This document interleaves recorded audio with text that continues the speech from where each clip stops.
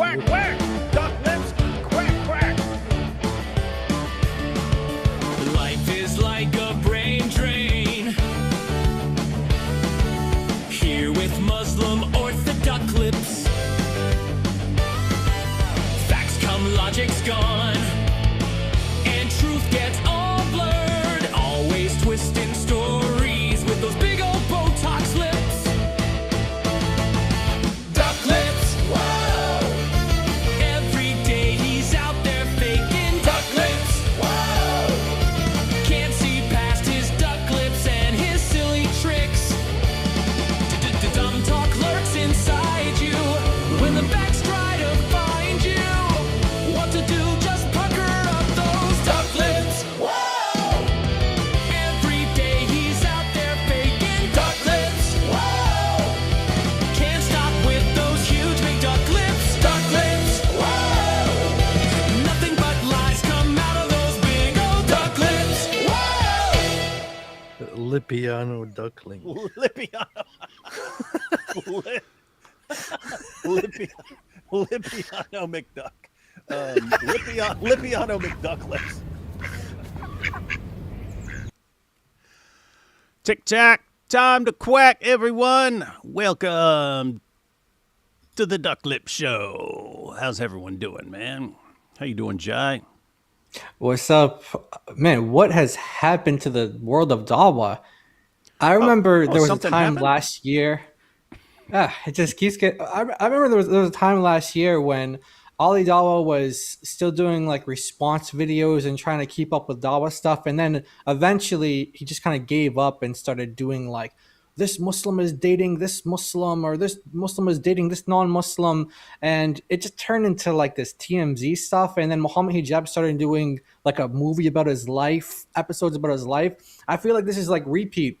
It's like the DAWAH world. They stopped making arguments. They stopped doing, well, I can't say with Jake. He didn't stop doing debates, but we'll talk about that. But most of them stopped doing debates, and now they're just like this whole like soap opera. It's crazy. What is going on? They seem to have this cycle every single year. And we can't keep up, man. We can't keep up. I was just talking to Thaddeus last night because he was covering the stuff from like I don't know, a week ago, and we're like, oh, okay, we got to get to we'll catch up to the latest stuff. And I was like, we're not going to catch up, man, because every day it's like 5 new instances of drama. So we're just going to have to hit like the most important things or the newest things just to stay up to date on this absolute DAWAH meltdown. And for anyone who's wondering, well, why you guys keep covering all this? You could be covering all this other. Guys, these guys cross some serious lines, and we want them to melt down, and we want to help them melt down. So they learn the consequences of their terrible, terrible, terrible decisions. And we also want other people to see that this is probably not a community that you want to join, because lots of reverts and stuff. It's all, Muslims, look, they're all together and stuff like that's an illusion, man. That is an illusion. That's a show that they put on for people like you, to where they can say, hey, you can join our community and then you'll be part of this big community where we're all on the same page and undivided. It's like, you guys have no clue. You jump into this and they'll cheer for you for a little while, and then they're going to ask you which side of which issue you're on, and then it's war. And then you're in endless war forever. And so we want people to know all this, and we want to keep encouraging them to continue the DAWAH wars until everyone's melted down. But seriously, like I always say, I've been saying for a long time, DAWAH guys don't last long because it's always based on tricks and tactics and some new argument that people aren't ready for, because you kind of made it up, but you're looking for things to catch people off guard, and that'll work for a little while. Those things will work for a little while until people catch on. And so you've got your new DAWAH guy comes along, and he'll all of a sudden do something and get some boost of popularity for a little while, and then people catch on. Then it doesn't work anymore, and then he can't adapt, and so he starts fading out, and then other people start attacking him, and so he's pointing out, I've been doing this for 20 years now, over 20 years now. I'm still here. The DAWAH guys from 20 years ago, they were completely different DAWAH guys from the DAWAH guys like 6 or 7 years after that. And the DAWAH guys from 6 or 7 years after that, where are they? Where are the DAWAH guys from like 2012? Where are they?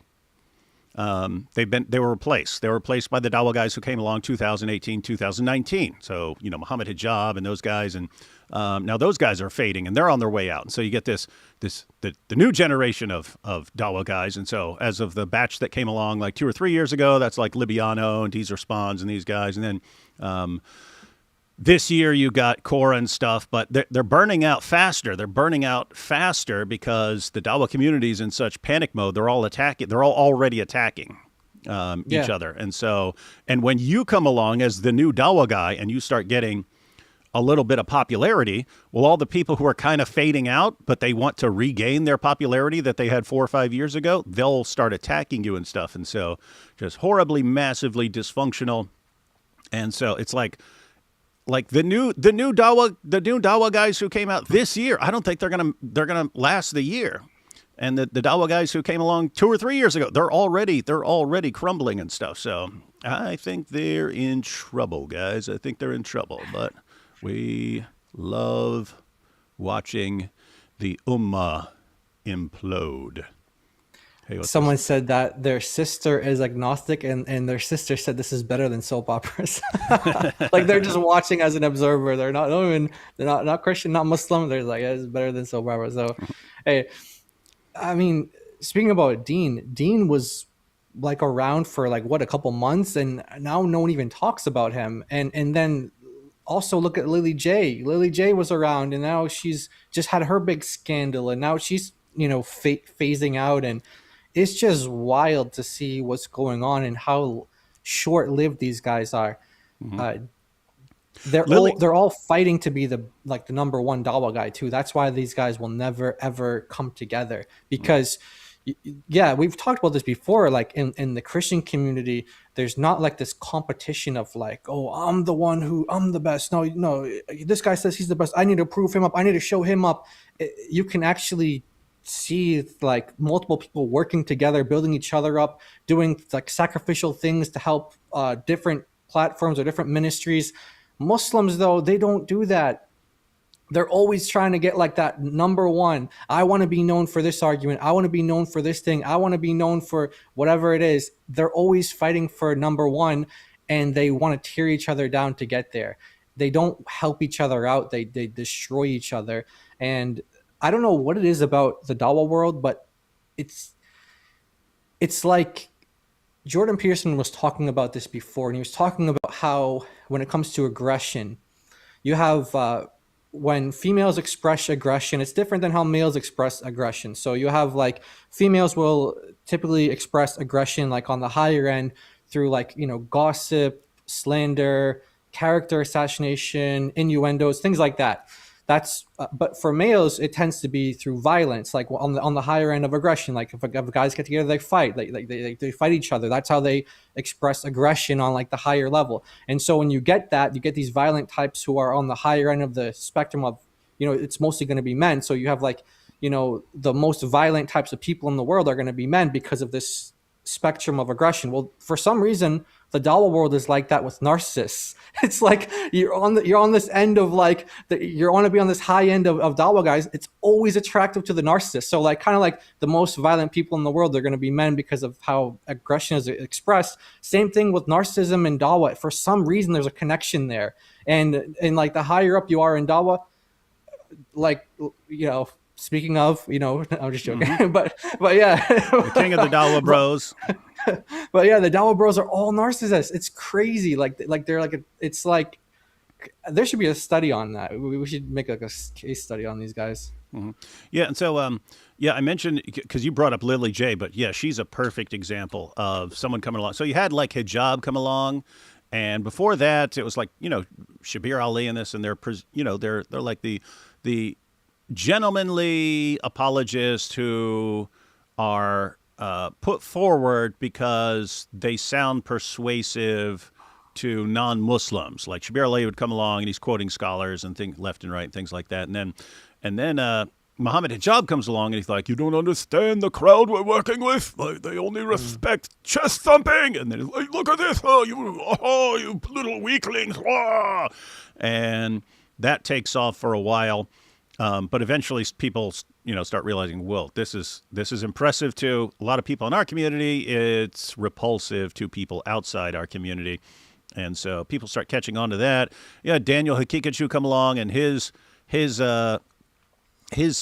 trick was he would cite all of these scholarly sources, which no one had read. The person he's debating hasn't read, because you don't know what a person's going to quote. And so he comes in there and just starts quoting, and this source says this, and this scholar said this, and this scholar said, and so that worked for a while. And he had this boost in popularity where it looked like he's going to be, he's the next guy. He's the next big DAWAH guy. And it didn't work forever. Eventually ran into IP, Inspiring Philosophy, who read everything he quotes, and then showed he's misrepresenting everything he quotes. These sources do not say that. They frequently say the opposite of what he's saying. And so he gets exposed, and then then he's on the decline. And Lily J comes out, because it's kind of hard to keep coming up with new tricks, right? It's like, okay, all the tricks have been done. No, people are coming up with new tricks. Lily J comes along. ChatGPT. Oh my goodness, what? Right? It gave the answer I programmed it to give. Oh my goodness, this proves Islam, right? And so that works for a while, but what's the trick? She's using AI for everything, and then it gets exposed. And so it's just over and over and over again. And now, but I mean, it was just like Lily J just became popular last year, and she's already she's already been exposed, and now she's just getting crushed, even by lots of Muslims. And so now you got the batch that's coming out this year, and they're already imploding. So these are crazy times. Issa, how does it make you feel that this is the endless drama your religion leads to? That's a powerful question. I think people. Oops, sorry, I don't know what that was. I think that people need to do some self-reflection, and they need some spiritual transformation. I think they need some spiritual purification in their lives, because I know the stuff that I've been seeing, it's pretty bad. I wanted to apologize. I saw that horrible debate with you and Jake, and I was like, wow, this is one of the worst things I've seen in my life. And I'm like, I don't know what that guy thinks he could have won in that debate, where he's supposed to be the representative of Islam. And if you're supposed to make Islam look like a decent, noble religion, what I saw was he made Islam look like the people from Delta Force. I don't know if you've seen those movies where they depict Muslims and they're all like a bunch of evil terrorist barbarians, you know what I mean? And they're like, I will strike in the heart of jihad. Like they talk like that. The fire of Allah is in my eyes. There was one, I don't know if you know the band Kiss, right? Gene Simmons. He was in a movie called Wanted. I think it was called Wanted, Dead or Alive with. Because I'm wanted, dead or alive. It's the same. I'm a cowboy. No, it's like I'm a DAWAH clown. But in the movie, with my DAWAH scripts, he's this evil terrorist named Abdul Malik, right? And he dresses up as a rabbi, and then he reveals that he's this evil Islamic Arabic terrorist, and he starts blowing up things, and it's just wild. And I'm like, what these people do, these Dawagandists, that they make Muslims look just like the movies. Like what you see in the movie is what the Muslim is. And I'm like, is that really what your goal is? Like, yeah, maybe you can chest thump, but I'm like, people aren't going to let you come to other countries. People are not going to they're going to be like, oh, you're dangerous, you're scary, and I don't want to be near you. You're not a good person. You're like a monster. So I'm like, do you really think you've actually won this battle?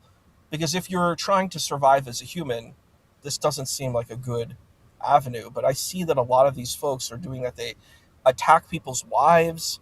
They say horrible, nasty things that shouldn't be even stated online about, like, intimacy and things like that. Very nasty, inappropriate things. And I'm like, and you mentioned Shabir Ali, and I'm like, that's what you would expect. You would expect someone who's like dignified, whether you agree with them or don't agree with them. That's the kind of representative you would want as a normal person, right? But I mean, like, I don't know, like I'm not sure if these people are on substances or something. Maybe they need help. You know, they seem like people who They are need help. on lots of substances. Yep, they need help. Yeah, that that most recent debate with Jake. It's funny because, like, in his opening statement, he actually tried to argue that the Quran is moral, but everything he said was like, "Look, that's according to your own scholars, that's been abrogated." Oh my goodness! Why didn't you finish the verse and read the next verse? Look at what the next verse says. It says the opposite of what you just claimed, and so it was that sort of situation. And then, like the rest of the debate, he was just attacking me personally. But it's funny because they'll share clips and they'll be like, "Look, we're saying all this horrible stuff, and David's just sitting there grinning. It's because he likes this stuff." It's like, no, when you this has been since I started making videos where I was actually like really blasting away at Muhammad. I would realize after that, there would be some people who tried to actually respond and refute the point, but most would just attack me personally or threaten me.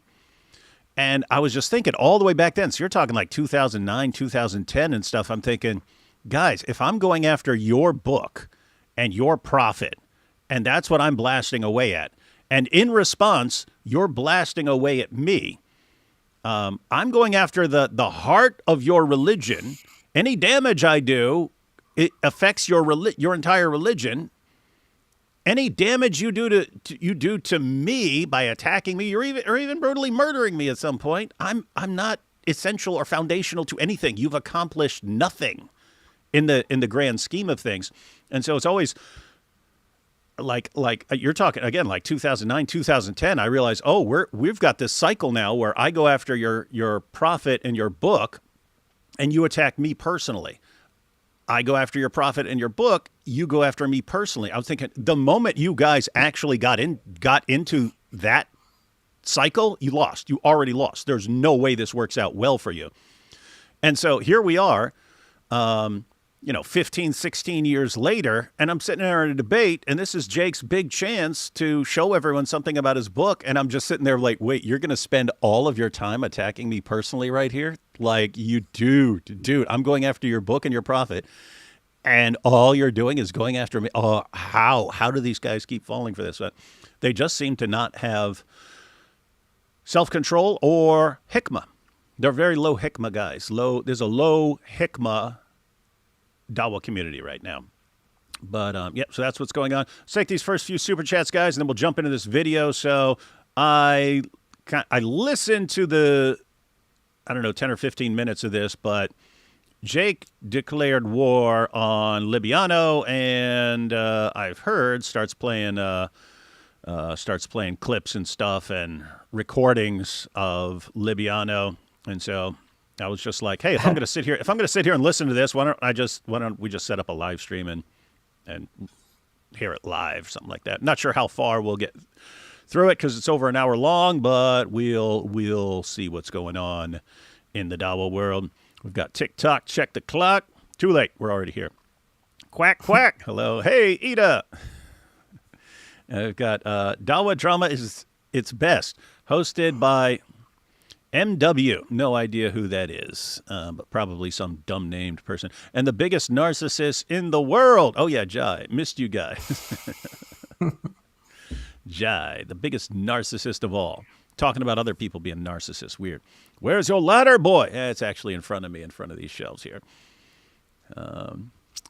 But now the ladder is so famous, I might just need to keep the ladder in the background of all future. That would be funny if I have. You know what? I should just leave part of the shelves unfinished and have a ladder there and like leave it that way forever. For like a subtle, you actually did have like a subtle message about how we're all still working on things. You did have a ladder idea actually for part of your design, so you could actually do that now. Oh, my octagon design. Your ladder that do you remember? Which one? You had multiple ladder ideas. I was talking about Jacob's ladder. Oh yeah, no, I was thinking of two ladder ideas, and that was a different ladder idea. Yeah, so there's that. There's that ladder idea. Then Yeah, my wife has this weird bamboo ladder that does nothing. It's just like a decoration. I was thinking I could put that in the background and stuff, but no. My ultimate set. So this is. I like this set. And it'd be cool when it's up and running. Well, what I would really love is a total octagon, not like a fighting octagon, but like a set that is an octagon of like shelves, books, paintings, all the way around it. And you either need like a secret door to get in there, or you actually have to climb in.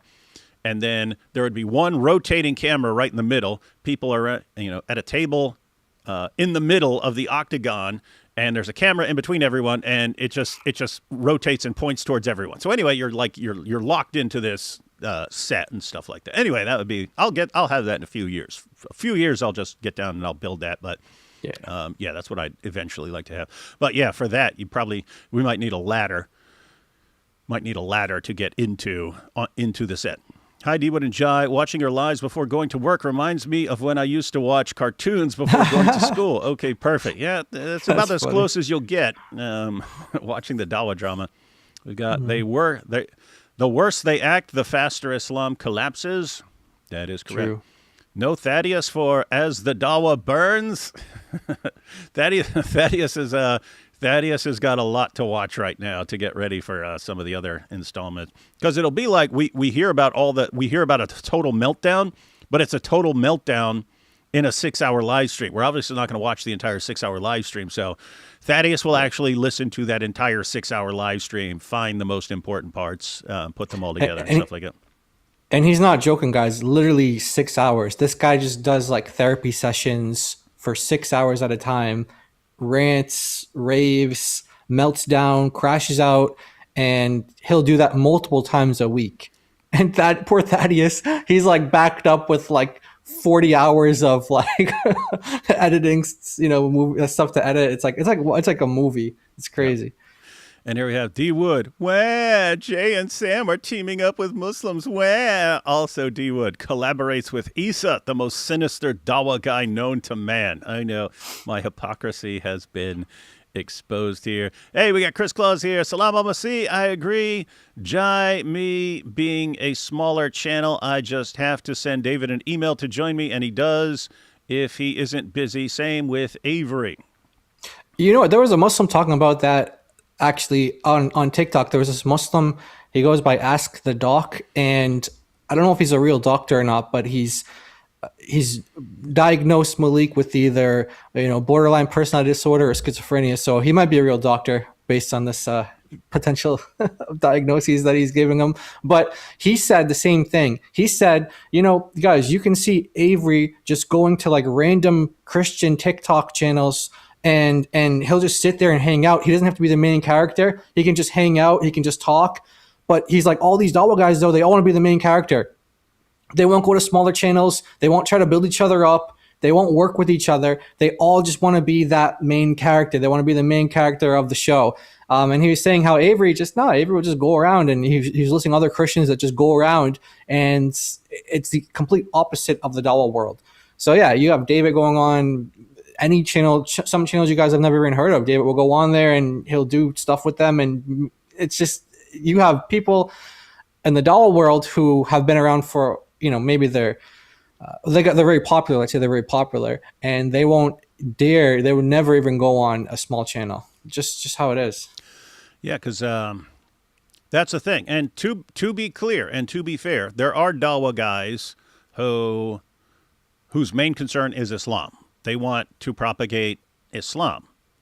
They're not the ones who become popular, and they're the guys who end up needing to call out the popular guys, but then the popular guys who have way more fans and stuff just attack them, and it all leads to DAWAH wars. So there are DAWAH guys whose primary concern is like promoting Islam. But yeah, for us, this is all ultimately about Jesus. So if you come along and you've got a channel, we want you to do the best job you can, and the more the merrier. The more apologists and evangelists and polemicists and so on that we've got, that's great. And if you come along and you're doing it better than me, then by golly, I hope you are massively successful in everything that you're doing. And I've said this years ago. And there are already guys who've just completely blown past me and stuff. I would love for so many awesome young Christian apologists to come along that I become just completely obsolete, and I'll be a cheerleader, guys. I'll be a cheerleader at that point. I will just cheer the rest of you on. Any thoughts on Hunter Biden's anti-Israel powwow with Schmucker Carlson? I haven't seen it yet, but you kind of know what to expect with Tucker. That Hunter Biden, he's a kind of a weird figure because, obviously was addicted to drugs and doing all kinds of messed up stuff. But given my family's background, I'm like rooting for the guy. I'm rooting for the guy to be able to come out of all of that and to make it after, years of addiction and stuff. But I see him, I'll see him tweet something that's just like a positive message about like overcoming addiction or something. Everyone attacks him because of politics and stuff like that. They'll start insulting him and talking about stuff that he did 7-8 years ago and all this, and they're just blasting away at him. And I'm like, guys, quit being scumbags, man. I mean, it's awesome to see someone come out of this. With that said, the fact that I'm rooting for him in terms of overcoming addiction, I don't know what his ideas on various things are. So yeah, he might have totally horrible, terrible, evil ideas. I don't know, but yeah, we might have to check out some of that stuff at some point. Speaking about the anti-Israel, have you seen on what was it, Sean Kelly's podcast there, the Digital Social Hour? They had some gropers versus his name is Yosef Haddad. He's an Israeli Arab Christian. He comes from a Christian family. I don't know what his personal faith is, but he's from a Christian Arab family from Israel, and he's a huge Zionist. He supports Israel. He served in the IDF, which is voluntarily for Arabs. They don't need to serve in the IDF, of course. It's a voluntary thing that he did. And so he had this debate on Sean Kelly's podcast, and this groper jumped over the table and like grabbed him. And this guy, they were like a physical altercation, and then it continued in the parking lot. Oh, I thought those are two different things, because I saw some clips. I saw it too. And then I was like, and people were describing both of them and I was like, are these two different? Okay, so you're saying those are actually the same thing? Yeah, it was continuation. Continuation, okay. And so yeah, these guys I don't know who the guy was. He's some Noodles. What's his name? Noodles. I can't remember his name. But yeah, he's like some groyper guy, and he just attacked Yosef Haddad, and just on this anti-Israel stuff, crazy. And I wanted to add to that. I think it's such an important point, because I was thinking about that today, and I'm like, people might use quote unquote Palestinian citizen of Israel. I don't think he identifies as that, but he would fit into that group if people projected a label onto him. But he is an Arab, and he's a Christian, and he's one of the people that they're saying are suffering and struggling from the situation. Does his voice not matter in this situation? Mossab, Hassan, Youssef. I think these voices do matter, and it's like them being eliminated and removed from the space is problematic, Oh, Issa got a phone call. But yeah. You could use the ladder as a shelves for your books and stuff. I guess you could. That would be funny if I was just surrounded by ladders and I used those as bookshelves. Hey, David, do your employees have email address if people want to send messages, since you like collecting emails instead of reading them? Yeah, I actually have literally hundreds of thousands of unread emails. It's a time thing, guys. If all of a sudden there was 100 hours a day, I'd love it. It would be awesome. But yeah, it's not. But yeah, I'm sure people have email addresses. Then we have, is Shirk Uthman still in your living room? Of course. He's always place a framed pic of the ladder on the new set. That'd be funny. I have a painting of a ladder. Thank you, Dr. D. Wood, Jai, and chat. Salam alaikum. It's Issa. Did I miss you reading my first super chat? No, I read all the super chats, unless it was before we started. Look at these two good-looking lads. Oh, hey, David. Hi, Issa. Hey, Issa, how's your mom's recovery, man? It's happening. It's Good, good, good. Wait, what happened? I remember one time you were in an accident. Was there something else after the I was in accident a that car happened? accident. I was in a car accident with my mom last year. Actually, it's a year anniversary, and I remember we, that. I we remember that. we So survived that. So is she she's okay? recovering from that. Okay. Okay. Keep Yeah, her, we'll keep her in prayer. yes, basically, really young people will recover quickly. I can vouch. The older you get, the longer it takes to recover from anything. When I was 20, if I got pulled something, lifting weights and stuff, 2 days later you're fine. Now it's months. It's months if you tear a muscle or something like that or hurt a joint.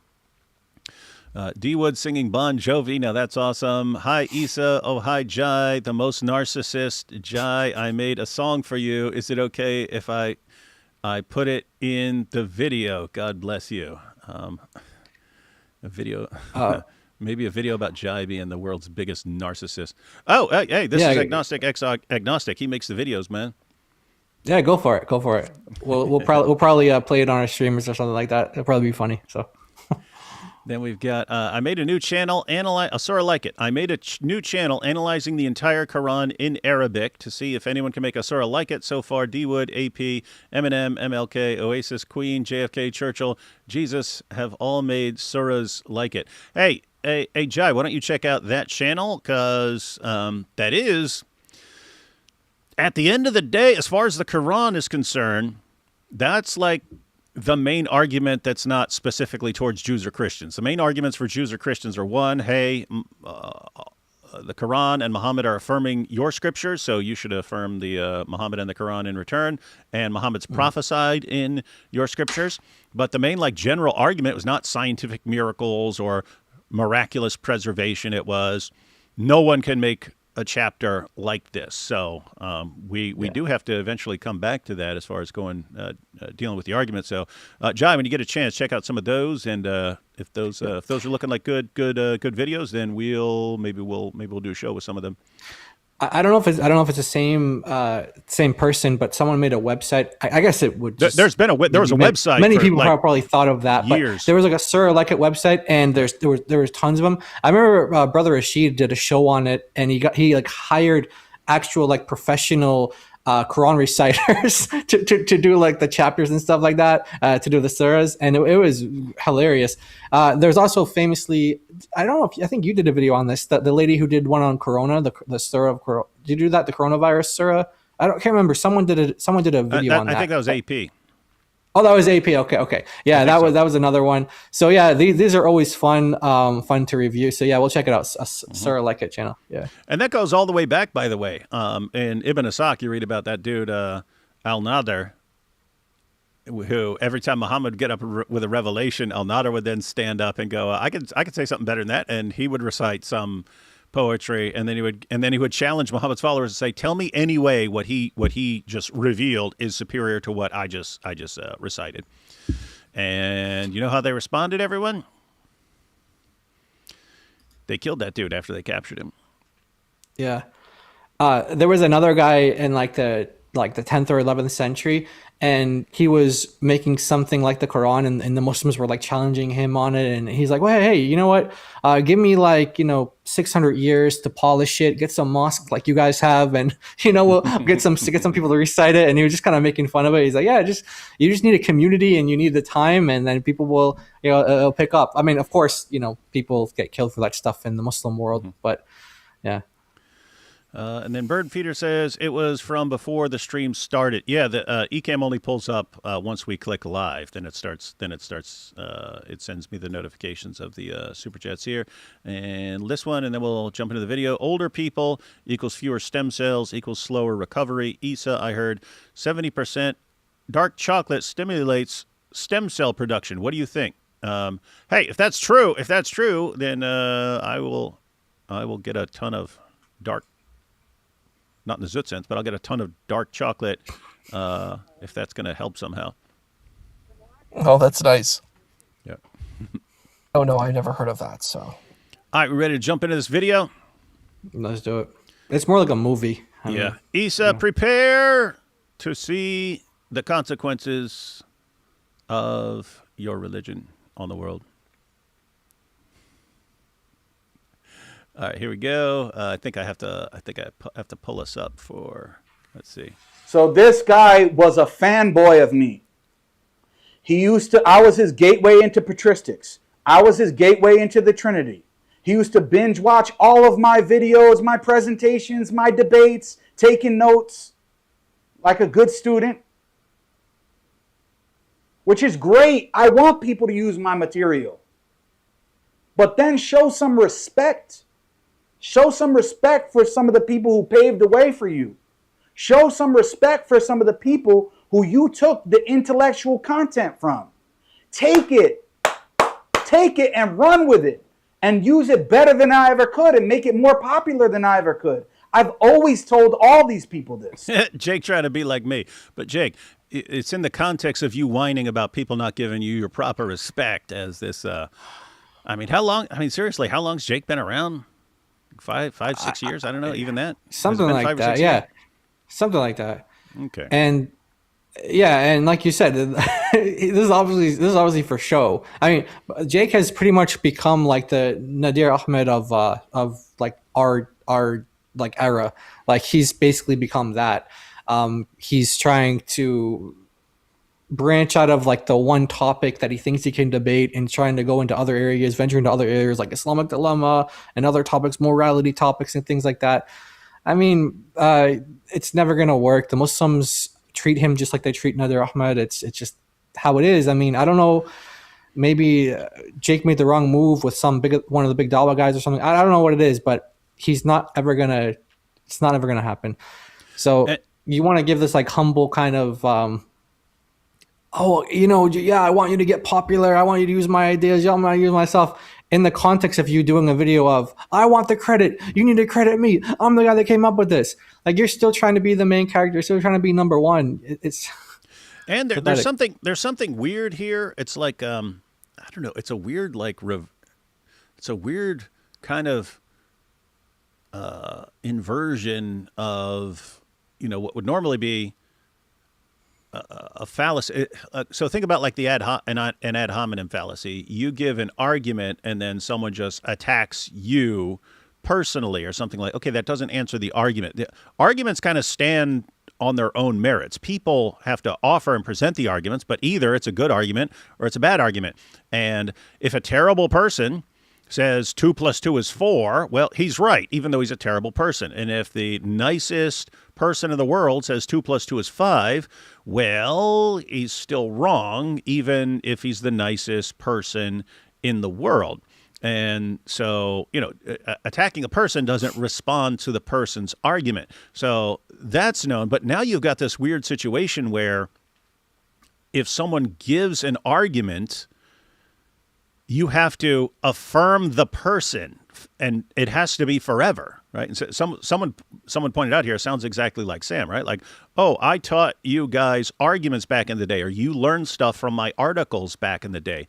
Therefore, you have to honor and respect me as a person now and can't object when I'm, if I'm behaving terribly. And Jake would be the similar situation. Like, hey, I taught you guys some arguments several years ago. Well, what happened since then? Well, he's been attacking all the DAWAH guys. Remember his ranking at the beginning of the year, where he was calling all the main DAWAH guys, saying they're F tier. They're all F tier, garbage apologists. Well, you got people looking at that going, okay, this guy's got issues. He's attacking everyone who's more popular than he is. He's attacking everyone who's more popular than he is. You know what? We don't want anything to do with this guy. This guy needs to be marginalized.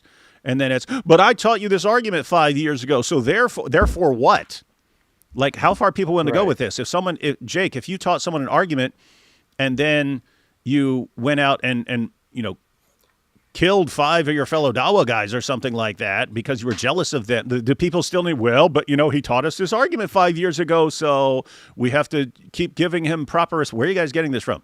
Yeah, so it's weird. Again, ad hominem, you attack the person instead of the actual argument. That doesn't refute the argument. But now we've got, if someone has given an argument that you used, it doesn't matter what his behavior is, you have to affirm him as a great and wonderful teacher of you that you can never criticize because of an argument. That's like the stupidest thing I could ever imagine. And you've got Jake and all these other guys rolling with that.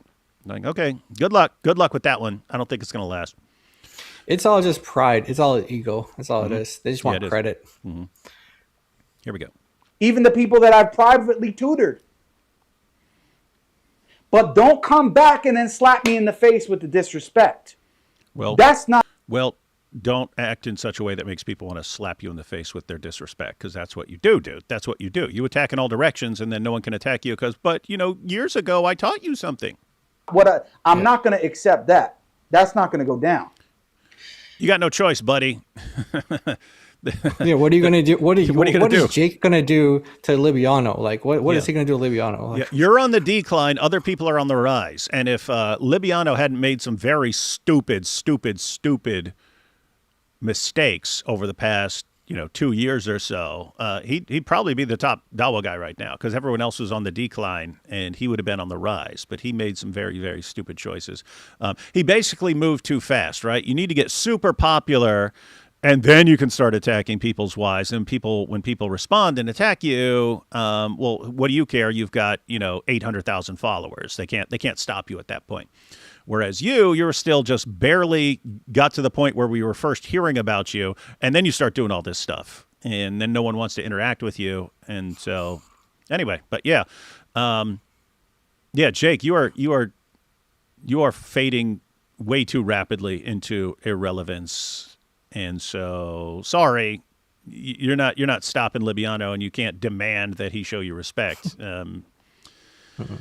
Even with all his screw-ups, he's still going to be more popular than you, and there's nothing you can do about it.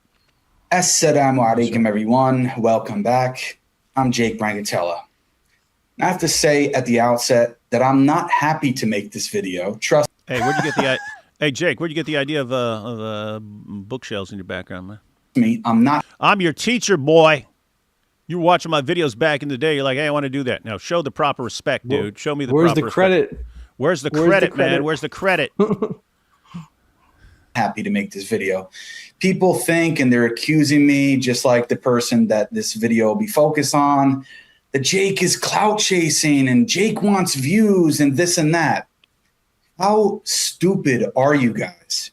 Do you understand that because of the fact that I criticize other Muslims, that their fans hate me, show up in my comment sections and say they're not watching my content anymore because I criticize this person or this person or this person? Guys, that's not the way to get views in this space. That's not the way to get subscribers. That's not the way to get fanboys to continue watching your videos, by criticizing or critiquing some others that they love and respect. That's not the way to do it. The way to do it is to be buddy-buddy with all of these people, to cover their mistakes, to never publicly or privately criticize them. Like Muhammad said. To kiss up to them, to ask them to do favors for you all the time, to try to show up on their live streams and in their other videos and public affairs so that you can gain from their following. I've never done that. All of the other people who I used to be friendly with before, these big names like Muhammad Hijab and Ali Dawah, and now Mr. Orthodox Muslim, these different people, I've never asked them, oh, hey, can we do a live stream? Hey, can we do this? Hey, can we do that? To gain popularity off of them. I've never done that. I could have if I wanted to. Can I say something about this? Mm-hmm. I hear people say this a lot, and they're like, "Hey, if I wanted to get views, I could do this and I could do that." And, I don't believe these people. Mm-mm. I don't think that even if Jake wanted to get views by that method he's talking about, I don't think it would work for him. No. I don't think he'd be successful at it. I think that you might be able to say, hey, if someone were to do that, maybe they could be successful. But I don't know if Jake, I don't know if he's the person who could do what he just said and blow up based off of, the method he just kind of gave, which is like just kind of tag up with these big guys and, kind of like leech off of their views and kind of, get their leftovers kind of thing. I don't know if that would work for you, Jake. I think you're doing the only thing that you can do, the only thing you know how to do, and that's why you keep doing it. But there's something I don't know. I don't know if he brings it up in this video, but it's relevant that there was recently a call leaked or a voice message sent from the Warner, the Watcher, and he said that the reason why Sneeko doesn't publicly practice Islam anymore is because of Jake. Jake knows that. Jake knows that the Warner is Sneeko's security guard. Okay, he's with this guy. He travels all around the world with this guy. He knows. He has a conversation with him. He said that the reason why Sneeko doesn't practice Islam publicly anymore is because of Jake's criticisms, Jake's going after him videos. So you have to wonder how much you think Jake really cares about Islam or the Islam of these people he's going after, because he knows the effect that this has on these popular people. Like when this is in the context of Andrew Tate as well. Warner was defending Andrew Tate as well. He was going after Ali Dawah. Ali Dawah shouldn't have gone after Andrew Tate. Jake shouldn't have gone after Sneeko because of the reason that of what I just said. And so now he knows that he's the reason why Sneeko doesn't publicly practice Islam anymore, and now he's going after Libiano full force, like a movie documentary on him. So this could have the effect where Libiano, I mean, I don't think that this is what would happen, but this in his mind, this could be the pathway. This could be have the same effect as the Sneeko video. And what if that happens? What is that going to do? So let's say Libiano is now outside of the fold of Islam, doesn't practice Islam anymore. Jake has his way. What is Jake going to what's he going to do? Go after the next person? Go after the next? He wants to be the last standing Muslim. That's what he wants. He wants the credit. He wants to be the guy. He wants to be that one. And he's going to keep trying to tear down Muslims till he gets there. And just to show everyone that this isn't unique to Islam. It's just kind of unique in that it's like all their guys who become popular are these divisive, attention-seeking dudes and stuff like that, and then they all declare war on each other and stuff like that. Just to show, we do have the occasional person here, but here's an example. Check this out. So I don't know how far this went back, but I saw that people were talking about Christian Prince. So notice, guys, Christian Prince is still talking about the most glaringly obvious fake email I've ever seen. It was supposedly from me. I had no clue about it until, what was it, like a week or 10 days ago or something like that, when people are like, oh, Christian Prince showed an email that you wrote him. Why would you not want to work with him because he will steal your popularity? I'm like, what the heck is he talking about? What are they talking about? And anyway, people sent me a screenshot. Let's go ahead and check it out one more time, because we got a matter of fact. Let's just read this real quick. So toggle blah blah blah. First, okay, I thought CP's opinion was absurd at first, but I think he actually made some decent points. I would say I'm not totally convinced that it's real, but also it's not crazy to think so. So we've got the back and forth here. Let's go ahead and check this out. Notice what this presupposes, though. We presuppose that you're actually a liar, because you've actually come out and said that was on my email. The case. So that's it's like case. There's a possibility David's a liar. Like, no, how that's is it. that That's the new theory. That's the new theory. That's the new Christian Prince theory. I sent it years ago. Well, why doesn't it sound like me, and why wasn't it from my email? Because back then I was setting it up so that I had plausible deniability or something, because I'm such a liar. So I send emails that don't sound like me, so that if you ever use it against me 16 years later, I can say, what? That doesn't even sound like me. That's the new theory. That's insane. So let's check this out. Yeah, I know. Look. So guys, here's the email. This is an inquiry email via, so this is like on some, I guess, Christian Prince's platform, Investigate Islam. And it's from David Wood. And the email is davidwood.act17@hotmail.com. Yep, definitely my email. And the email was, hello, Christian Prince. There is no easy way of saying this, but our group and the show want you to stop making out we get our information from you. You are a rival TV station and internet site. We want you to stay away from us because you are giving us a bad name as well as taking donors away from our show and site. Stop this immediately. We don't want you to call the show and make it out as though you know more than us either. Stay away, please. Stop doing this.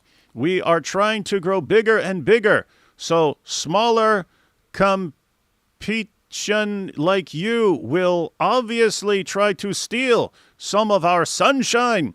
I will leave you to speak to the likes of Nadir Ahmed on Pal Talk whilst we do bigger things. So Christian Prince, after 16 years of being enraged about this email, finally shared it recently to expose me. And of course, I saw it for the first time. I responded. We thought that was hilarious. And, you'd think Christian Prince would go, oh, it was a fake email. Wait, nope. Christian Prince is still pushing this idea. But so anyway, back to this, just so people know what we're talking about. I thought CP's opinion was absurd at first, but I think he actually made some decent points. I would say I'm not totally convinced that it's real, but also it's not crazy to think so. It's not crazy to think that's actually me 16 years ago, and I'm just lying about it now. If someone is writing something trying to make it sound like someone else, then they'd probably try to write words or phrases that they'd never typically say. So, guys, Are you kidding me? if you get an email claiming to be from D. Wood, and it doesn't sound anything like D. Wood, and it's not from D. Wood's email address, well, that could be D. Wood trying to throw you off by not sounding like himself and by using an email that's not his. So, and then we have, first, you must admit the part about symptoms of his condition causing pathological lying is worth considering here. So now that's what Christian Prince is pushing over there. Because I'm diagnosed with antisocial personality disorder, I'm still a pathological liar, and this is something a pathological liar would do. He would send emails that don't sound like him, and that's how he'd roll. So that's the new going theory over there. And then Offensive Apologetics said, this is Candace tier conspiracy. If David wanted to stop Christian Prince from stealing his sunshine, why would David bring CP onto his streams? Why platform him? This is laughable. Yeah, we had Christian Prince with us years back. I stopped bringing Christian Prince on. Why? Because there's endless drama from that dude's fans. He's one of the control freaks who demands that when he says something, now guess what? If he says something that's correct and, oh, okay, he's got a good point there, I would totally roll with it. He would make some of the dumbest, stupidest points I can imagine and demand that we all go along with it. And if we don't, he starts sending all these people to endlessly harass you with and just completely waste your time. So an example here was you have to say Islam means surrender. You can't say it means submission. Now, if you look it up in a lexicon, it means submission or surrender, right? And so, no, he likes it better if it sounds just like a military surrender, because that gives the impression that Islam is out conquering. And I'm just thinking, okay, well, what about the people who were really impressed by Muhammad's poetry at the beginning? He had no army, and they weren't surrendering to like a military force or something like that. Anyway, the word means submission. Christian Prince says you have to do this. We refuse. So over and over and over again, he sends people to harass us. And like, we've got other things we want to do in the world and in life, and he just becomes obsessed with that. And then it was he became obsessed with us pointing out that Jesus, as to his human nature, was a first century Jew, and he just flipped out on that and just over and over again, what? No, Christian Prince says you can't call him a Jew because he's the son of God. It's like, What? the Bible calls him. Anyway. Okay, you can't repeat what the Bible says. And so it's just like endless drama. And it's sort of like people's reaction to Jake here. Dude, you're just constantly going after people and stirring stuff up. We're not interested in working with you. And here we are on a live stream, guys, about Jake going after Libiano and exposing him, and all these guys snitching on each other. And what happens? The Christian Prince drama spills over into live streams. And it's just like, sorry. Yeah, already warned you guys, come over here with this stuff. We don't have time for this. Christian Prince can talk about me all day long. keep it over there. Don't bring that idiotic nonsense over here. We're just not interested. We're doing other things, guys. We're focused on other things. So, yeah, carry that stuff somewhere else, guys. I'm just going to block you guys. I'm just going to block. I don't have time for this nonsense. All right, now back to what we're actually talking about. Jake and Libiano. But I didn't. And then, slowly as time went on, I realized these are not the right people to be associating with, and I've publicly disassociated with them since. So anyway, guys, clear this from your thick skulls. If you are pissed off watching this video, and so many other Muslims are, most of them are, how dumb can you be to think that I'm making this video to try to get your support or to try to get followers? It may get me a little spike on a video here and there, but in the long run, it's going to make me lose a following. I know that. And some of these people, personally, I actually do like. Some of them I actually do like and have actually been friends with. So it hurts me to actually make these videos. I don't believe that. Orthodox Muslim, it's kind of been a long time coming, and I'm going to have to play some clips for you to give you a background as to where this came about. But if you don't know what's going on, let me share my screen and show you why what was the tipping point? What was the straw that broke the camel's back? I just wanted to point out something silly about what he's saying right there. So he's saying, hey, people who think I'm just trying to get attention, trying to get more popular and stuff like that by attacking all the DAWAH guys. No, that doesn't make any sense because it just makes people mad about you. But what you see from narcissists is they prefer everyone loves and adores them and so on. But if that's not going to work, they'll still want attention however they can get it. Like, however they can get attention, even if it's negative attention, even if it's people flipping out on them, as long as they're getting the attention and people are tuning into them and people are talking about them like we are right now, they'll go for that. So what they really want is everyone worshiping them. They want everyone worshiping them. That's the main idea. But if that's not going to happen, they will still take any kind of attention, even if it's just because they're attacking in all directions and causing division. They would rather have that than people just aren't paying attention to them at all. And so I don't think there's a very good defense here from Jake. There's this guy who's like this self-aware narcissist, which is very, very rare, but he's a self-aware narcissist. And so he tries to kind of tries to raise awareness of narcissism and like the antics and kind of like make people aware of it and the dangers and how they're spotted and things like that. And one of the things that he says is basically what you just said, which is that they have this thing. I think how he phrased it is like, love me or hate me, but don't ignore me. They hate when you ignore them. You need to you have some kind of feeling about them. So it's kind of like, the saying, like, any publicity is good publicity. I think that might be kind of what Jake is going for as well. Yeah, right? Mm-hmm. Yeah, it's like same thing there. It's like he doesn't care if people love him or if people hate him. He wants one of those two, but he doesn't want them to ignore him and just kind of like make him irrelevant. That's his biggest fear. So I don't believe it. I don't believe what he's saying either. Jake's not a very believable person. He doesn't come off as someone who's genuine. He's very angry all the time. He's like gonna show, I mean, from what I understand, he's gonna show phone calls that he had with Libiano. Imagine he's saying, I was on good terms with these people, but you're recording phone calls with them when you're on good terms with them and you like them. That doesn't make any sense. Why are you recording your phone calls at all? But especially if you like, you like when you like the person, like while you're in good terms with the person, why would you record the phone calls? From what I understand, he's going to record. I think you just said it here. He's going to play some recordings. He's going to play phone calls when they were supposedly on good terms with each other. This makes no sense at all. It's like this guy's storing these things up for the future so that another thing that maybe, narcissists know about themselves is that people don't tend to last. They go through these stages, they go through these phases. Even if you're like a family member of a narcissist, you go through these stages. Like you have like the love bombing, the devaluation, all that stuff. And there's always these cycles that they cycle through people with.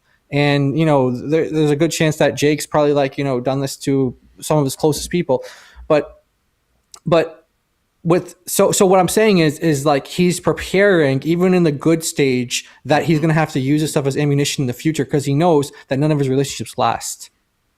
Yeah, that would kind of be like you know, keeping a fake email for 16 years. Yeah, that's crazy. But yeah, guys, That's crazy. y'all catching that? Because these guys are all doing it, right? Even when they're friends and when they're on good terms, they're still like recording each other and keeping screenshots and all this stuff because they know eventually there's going to be some division, and I want ammunition for when that happens.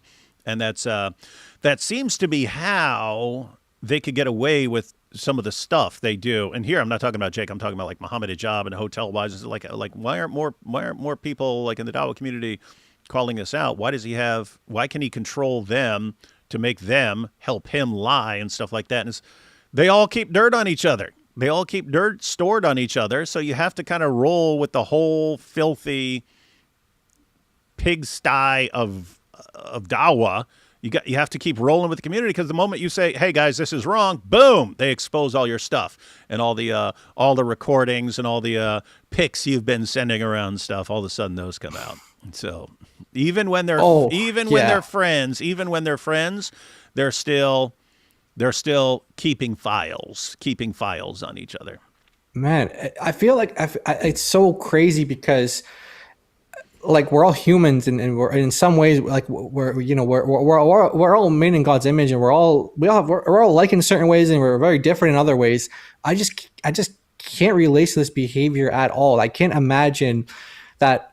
Hey, in a year from now, this guy might betray me, so I'm gonna store a phone call on him when he's saying something nice about me, or this guy's praising me. I'm gonna store this and save it. Like, how would you even file that? Like, Libiano, when he was friends with me, like you have like a file, like when he's friends with me, like 2025 or something. It seems so like it's like they're a different species. I can't even. It's like, what is this? I don't know. I just can't relate to it at all. It's pretty darn dysfunctional. That's what I'd say. It's crazy. Here we go. Okay, this was the straw that broke the camel's back. I made a video very, very politely and as respectfully as I possibly could. People know that I'm not always the most polite and respectful guy. True. But I made a video correcting an error by Orthodox Muslim in a recent discussion he had with Jay Dyer. And I stand by that correction. Now, in response to that correction, and in the video itself, I said, I am not condemning this brother. This is not a public condemnation of him and his other work that he's done. No, this is just a correction on this one historical inaccuracy. But him and his fanboys couldn't take it. 1 second. Yeah, first. Yeah, go ahead. No, go ahead. But no. What he's saying here is totally bogus. I just made an innocent little, tiny little correction. Like, okay, people make mistakes all the time. All the time in debates. It just happens, right? You get a reference wrong, or you say something because you saw it or you think you remembered it and stuff like that, but you just turn out to be wrong. The fact that you were just kind of waiting for something to jump on him for when other people were correct, other people were already correcting him. Other people were you weren't adding anything to the discussion apart from, hey guys, look, I'm the honest and accurate Dawa guy here who will call someone out, and it's like you weren't adding anything to. You were kind of it's like Dawa virtue signaling, right? I'm the good Dawa guy who cares about accuracy, unlike these other guys. So even this, it's like, it's nonsense. No, we know what you were doing. You saw an opportunity to score a point on Libiano and say, haha, I'm right, he's wrong. Exactly. And this whole idea of like, I was so polite and it was just innocent. And like you said, like that's complete nonsense. This is obviously just him trying to get, vengeance or something, which is very big in the Muslim world. Like, that's something that Sheikh Uthman thought he had to do as well with Avery. He's like, I got to get my vengeance. I got to get my redemption on him, which failed terribly.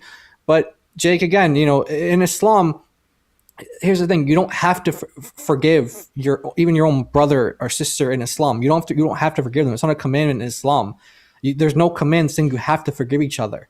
Like this, like in Christianity, your brother comes to you, 70 times 7, you always forgive, you forgive, just as God forgives us, we forgive others. That's Christianity. It's the foundations. In Islam, you don't have that.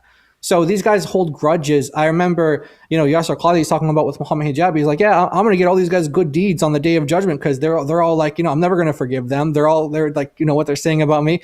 That's how these guys think. This messes you up in your relations to people. This, like, when your theology translates into real life actions and how you actually are as a person, this really messes people up. So this whole, I was just being innocent, I was being polite, which, by the way, is another thing that these guys, they think that if they are polite to someone, like they feel like they're owed a response back because they were polite. Like they feel like they're entitled to a response back because they think they were polite. It's kind of like that, like, the nice guy who's like going to this girl and he's like, I was so nice to her, and she didn't call me back, or she didn't text me back or something, and then like he like cusses her out the next day, or it's like, I was so nice to you and you didn't return my call. It's like they feel entitled to this. It's exactly how Jake is acting right now.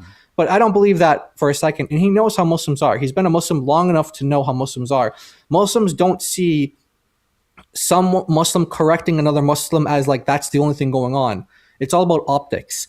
And what they see is a Muslim attacking another Muslim, and now they're picking sides. They're going to pick sides. And he knows he was going to be on the losing side, but, like we said, he likes the attention. So, yeah, so just so Jake can understand, like, what's going on here. Just imagine if this was flipped, Jake. All right. So, Jake, we had 2 debates recently. You said all kinds of things were like just either completely deceptive, or you're really ignorant when it comes to defending Islam, because and I pointed out. So I corrected you in the debate. You're quoting verses as if these are the final say, and they were abrogated. According to your own scholars, these were abrogated by later verses that commanded something else. So I kept pointing out things like that. But Jake, imagine like right after the debate happened, immediately after the debate, Libiano posts a video correcting you on something that I corrected you on in the debate, right? And he's like, and Jake said this, and we have to correct him, man. I'm going to do this gently, but Jake, we have to correct you. Wouldn't that seem like you were just like he was just waiting for an opportunity to jump on you for something? Yes. So he waited for you to say something wrong so that he could then jump on it, right? And that he was jealous of you for some reason. That's why he was waiting. Wouldn't it seem that way? It's kind of like if someone thought you made a mistake about what Islam means, and they're like just waiting to get their attack, their chance to attack. It doesn't mean, I forget who says what, submission versus surrender. It's like they're just waiting. They're waiting for opportunities to come at someone. It's like, this is not how not how we are to be as Christians. Yeah. So Jake, point is, we're not buying any of this stuff right now. But here we go. Ego is too big to allow for any type of correction. And this is a pattern that I've seen with this individual. So this was his response. Assalamu alaikum, everyone. If you're enjoying this video and the other content on my channel and would like to continue to do so. Wait, this is his response? Oh, yeah. No, it's just an ad. I was going to say, wait, is Jake is Libiano going to come and respond to this? I think it's just an ad from him or something. Here's his response. And see my channel grow, then please consider supporting my work at the pinned links at the top of the description of this video, as well as in the comment section. Your support is much needed and appreciated. Barakallahu feek. May Allah subhanahu wa ta'ala bless and reward you all. He commented on the video. Jake, level 100 hater, final boss. So I'm a hater, final boss. Jake, level 100 hater boss. That's pretty funny, actually. Let's see. The claim is regarding Luke's lineage, not Matthew's. I'll get to this later. Regarding pseudo-Hillary, this is useless to bring because the claim was that there's no known, in bold print, Christian author who held to it before the 15th century, as biblical scholars note. I'll get to this point. Oh, maybe we should explain the context here. He's assuming people know the context. I don't know if everyone knows the context here. So there was a informal, unmoderated discussion between Libiano and Jay Dyer. And basically what they proved is that they can't have a discussion without a moderator. So they're going to have a moderated debate if they do debate in the future. But, this is after, Jay Dyer said he's not debating him because he's a doxer. He's not debating Libiano because he's a doxer. But now all of a sudden he's, fine with debating him because maybe because he's upset with Avery or something. Sam's a doxer, and Jay's buddies with him now. So okay. be Yeah. consistent. Be consistent. Yeah. If you're Okay. okay with doxers, then you're okay with doxers. I guess, yeah. It's just that you gotta go be. There's like a rule down. Be consistent with it, right? Anyway, so they had this unmoderated discussion. I believe Jay brought something about Tawheed up. Oh yes, he did. He brought something about Tawheed, and comparing to Allah, likeness of Allah, et cetera, drawing analogies and things like that to Allah and what that even means if there's nothing like Allah. And then Libiano completely ignored that, and he went to the supposed contradiction between the genealogies between Matthew and Luke. And so what he said was that the idea that Luke has Mary's genealogy and Matthew has Joseph's genealogy, that idea was a 15th century Protestant idea, and Jay doesn't have any support from that, from the patristic fathers, from the patristic sources, from the church fathers, and this is something that's just completely made up. Jake comes in and says, no, that's actually not true. You actually have early Christian sources that say the very same thing that Jay Dyer was saying.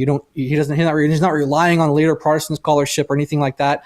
Or even if he was, I mean, that wouldn't make it invalid, right? It doesn't make it invalid just because that's a genetic fallacy. But anyway, that was kind of the background there. So Jake gives his, correction to Libiano, which, like you said, is really a backhanded kind of like, putting him in his place kind of thing. Doesn't really care about the facts. He just wants to get at Libiano for something. And that's the background to this this whole thing here.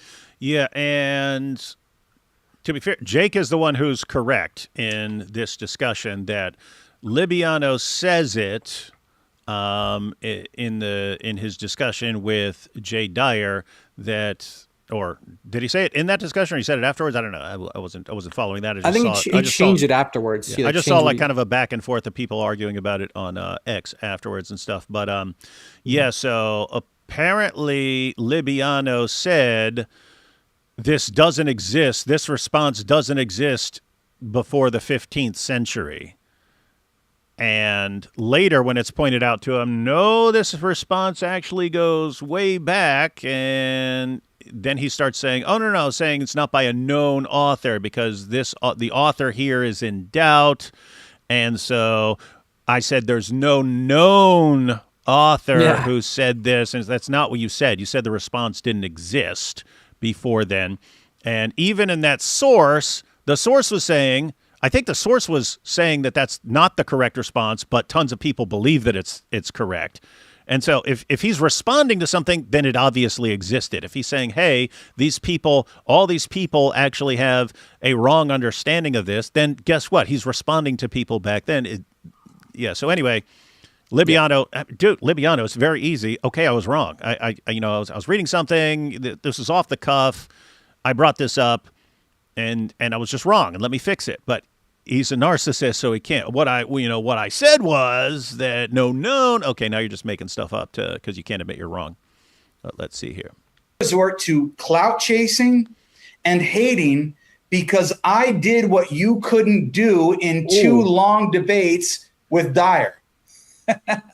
So he's claiming that I am clout chasing, hating on him because I'm jealous of the fact that he did something with Jay Dyer in a 15, 20-minute conversation, whatever it was, than in 2 formal debates that I could do with Jay Dyer. Now, Jay Dyer's not going to admit that. Nobody else is going to admit that. This guy is delusional, and I'll show you why that is. Then he says, pathetic, do better, bro, seek help. So I'm a hater. I am clout chasing. I'm jealous of what I couldn't do in 2 debates, what he did in 15 or 20 minutes. I'm pathetic. I need to do better and seek help. All of this seemingly just because I made a polite correction on a historical error that you made. Polite. And we'll see that this has been brewing and cooking up in his head for quite a long time. I'm going to demonstrate that very clearly. Now, he made a video responding essentially to my video and some of what other Christians have said afterwards. And he made this point about, it's just about Luke's lineage, not Matthew's, and pseudo Hillary doesn't actually solve the problem because I was only speaking about a known Christian author. And this is not a known Christian author. Therefore, it doesn't refute my point. So I was having husnadhan for this brother, but now I can just say he's a dishonest charlatan. Yep, He is actually morphing. Dishonest he's charlatan. assuming good attention, assuming the best, basically assuming the best. He's like, I don't have that anymore though. I know this guy's a charlatan. Yeah. Yeah, Libiano, there's no way to interpret what you said as what you later claim that you said. It's not what you said, dude. Just you're wrong. You're wrong. Okay, you screwed up. That's life, dude. That's life. Yeah, guys, I screw up all the time in live streams, right? I screw up in live streams, right? Because, stuff's coming up and you're speaking off the top of your head, and I don't have a perfect memory, so you get things wrong here and there.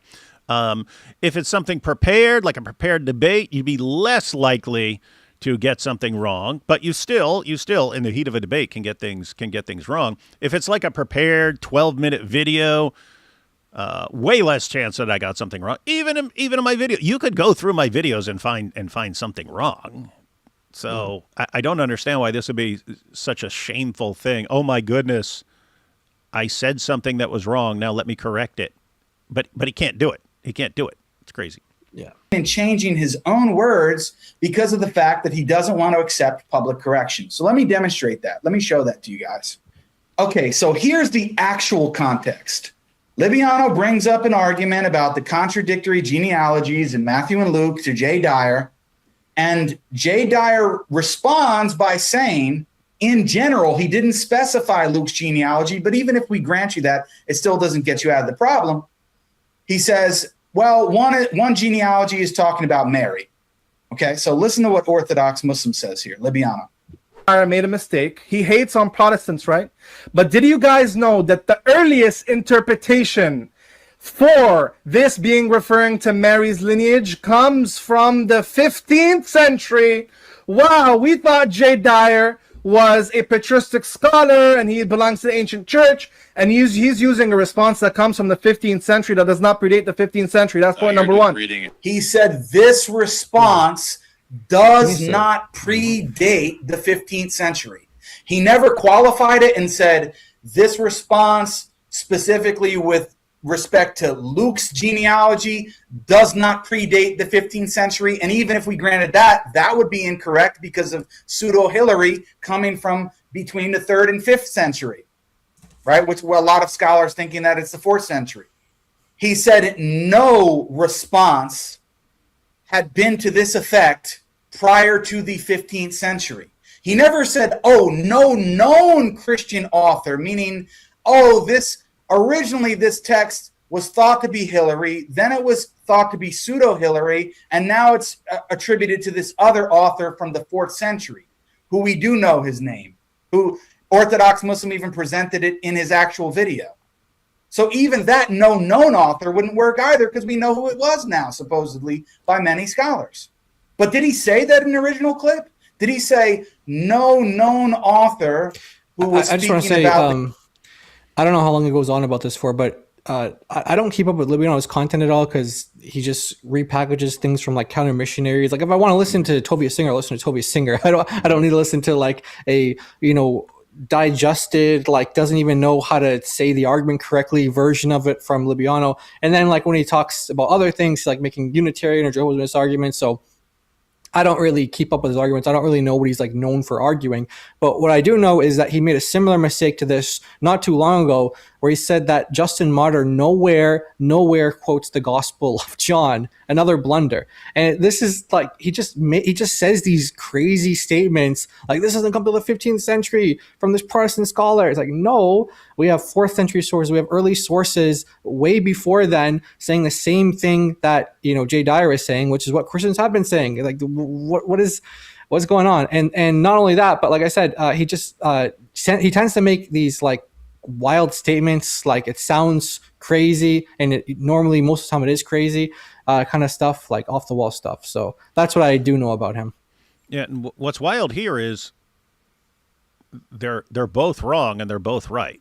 Like Libiano was wrong in what he said, and he's wrong for just not like admitting it. Just, okay, I was wrong. It happens, guys. I'm a young guy. I get things wrong. And Jake would be wrong as far as the criticisms against him, because he's clearly waiting for something to jump on. This is, you know, getting one thing wrong, and he was already corrected on it, and then so he starts that. Yeah. That's not something you needed to join the pylon for, unless you were just looking for a pylon to join in. And so it's a situation where, Libiano's right about criticizing you for pretending that it's just this innocent, I'm just concerned about the truth. If you wanted to, there are way more significant problems right now in the Ummah and the Dawah scene than that little mess up in that discussion, right? There are way worse things going on. So why are you focusing on this? Anyway, wild stuff. Yeah, going back to what you were saying, like, and it's also like not an Islamic issue either, like Muslim to Muslim kind of thing.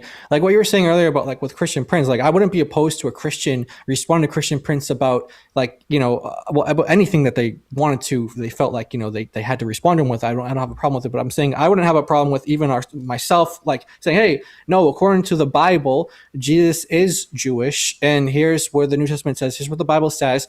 And yeah, he's God as well. He's the Son of God as well, but he's also Jewish. And this is not a contradiction, and kind of just explain the Christian position on that. And that's, but I couldn't see myself making a video about like, oh, Christian Prince says, surrender, and David Wood said submission. Like I couldn't see myself making a video about that. So it's like one thing to do like within your own faith, like you're correcting the theology within your own faith to another person of your faith, like for Jake talking to a Muslim or for us talking to a Christian, about like correcting them on Christian theology, versus like someone who's teaching wrongly about Islam, and then you have like, let's say you have Muslims like even correcting them on that or something like that. It's like in this case you got Christians correcting Libiano.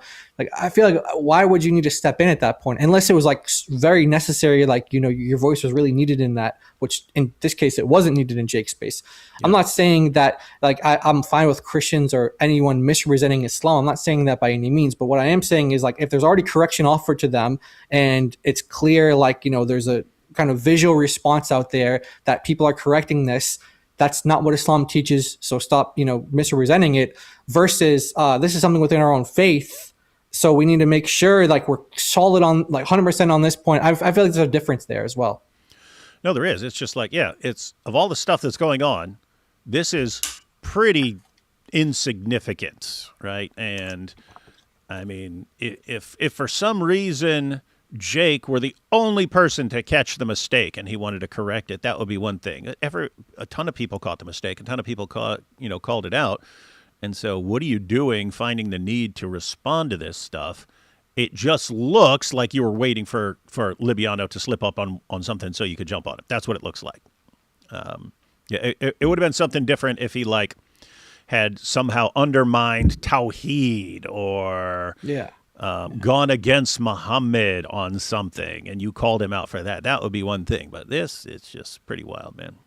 Of Luke's narrative. No, he said no. He didn't say no known author. He said nobody prior to the 15th century said this, that one of the genealogies was referring to Mary. I showed two sources in the 2nd and 3rd centuries demonstrating that some scholars in the early Christian community deemed Matthew's rendition to be referring to Mary and Mary's genealogy. Then I showed the pseudo-Hilary or whatever author you want to say it is now, between the 3rd and 5th century, explicitly saying, although it wasn't his opinion, he said many Christian interpreters interpreted it this way. So that refutes your claim, bro. It does. You were making it a general historical claim that nobody prior to the 15th century said this. But now you're twisting your words and saying, no known author prior to the 15th century said it about Luke.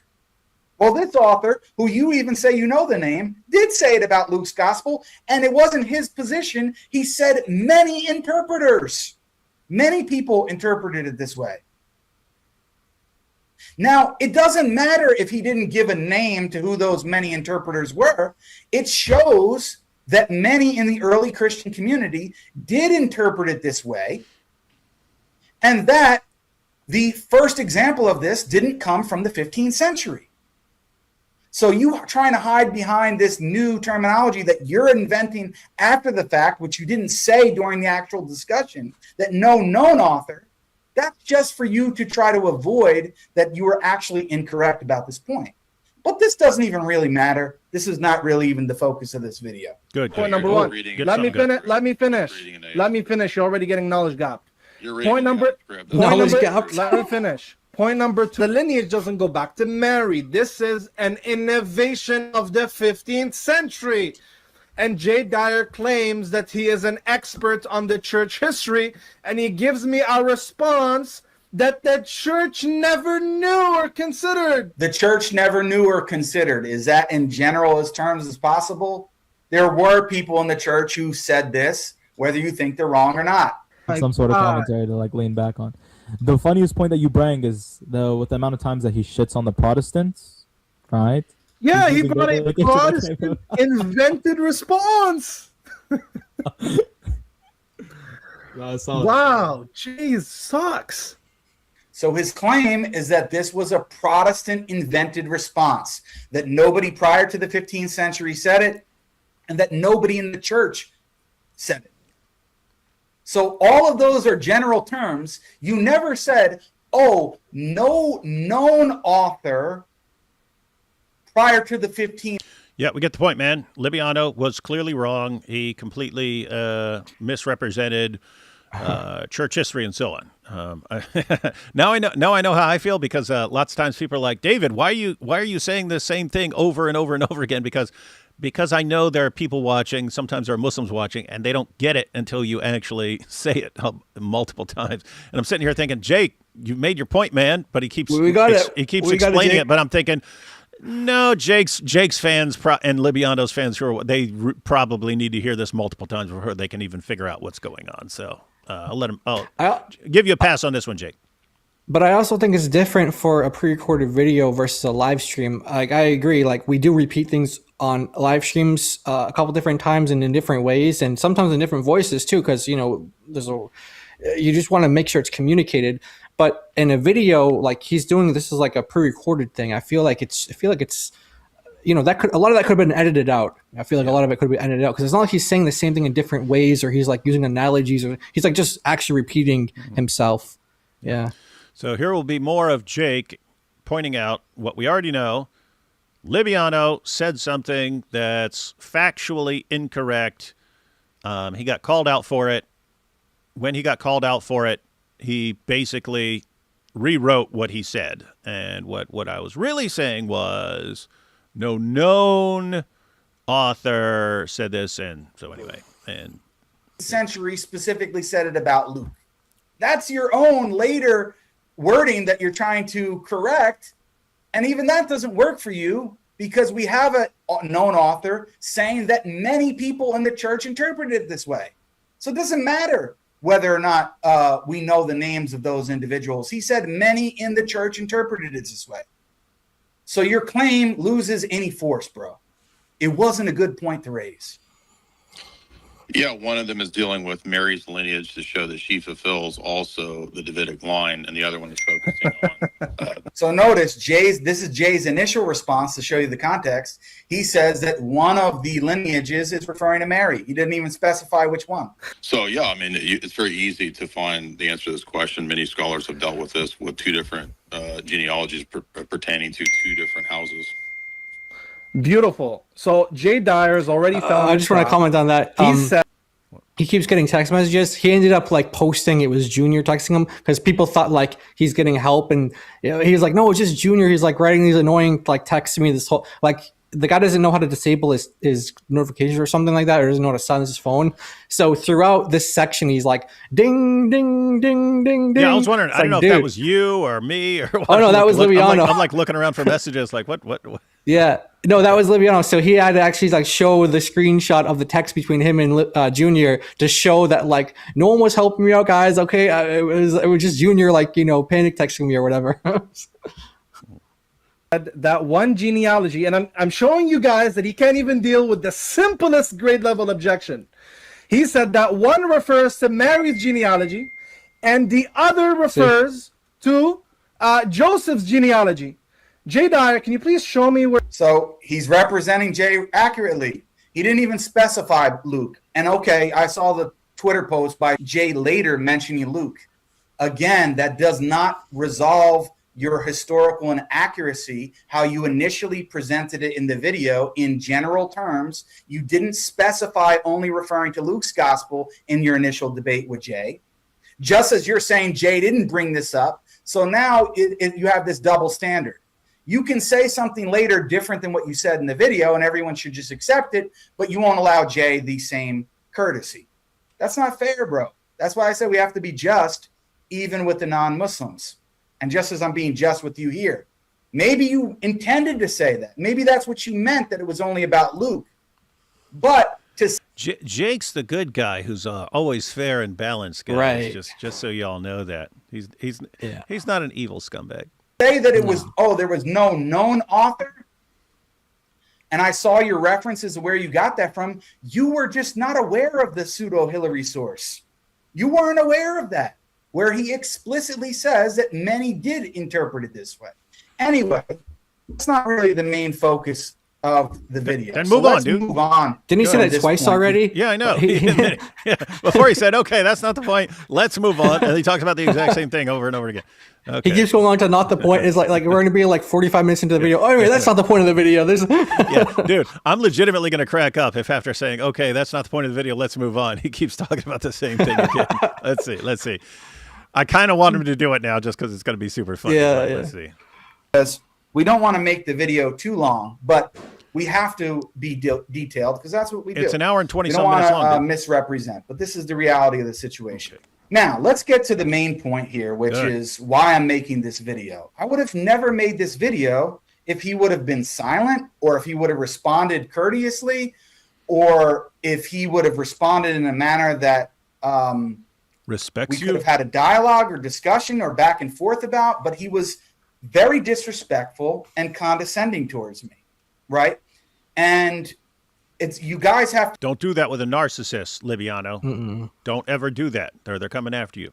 know that this is not coming out of nowhere. So I'm going to show you in something he said to me quite a while ago, probably a year or so ago now, where he said this to me, that he admitted that privately behind the scenes, he had been saying bad things about me, had been speaking negatively of me.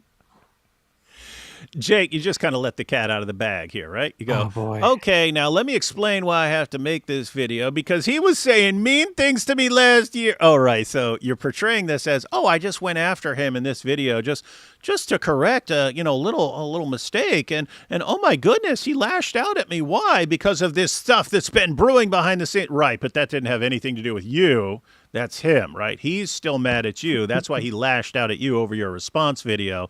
But this background information that you're about to share, where he was talking trash about you last year, that has nothing to do with any underlying resentment and hostility you had towards him that would cause you to jump on something like this, right? Right, Jake? Is that correct? Okay, good to know. Had been saying that I was jealous of him, et cetera, et cetera, et cetera, when he admits that I really didn't give him any reason to think that at the time, and that I had not ever said anything publicly negative about the guy. So this has always been in his head.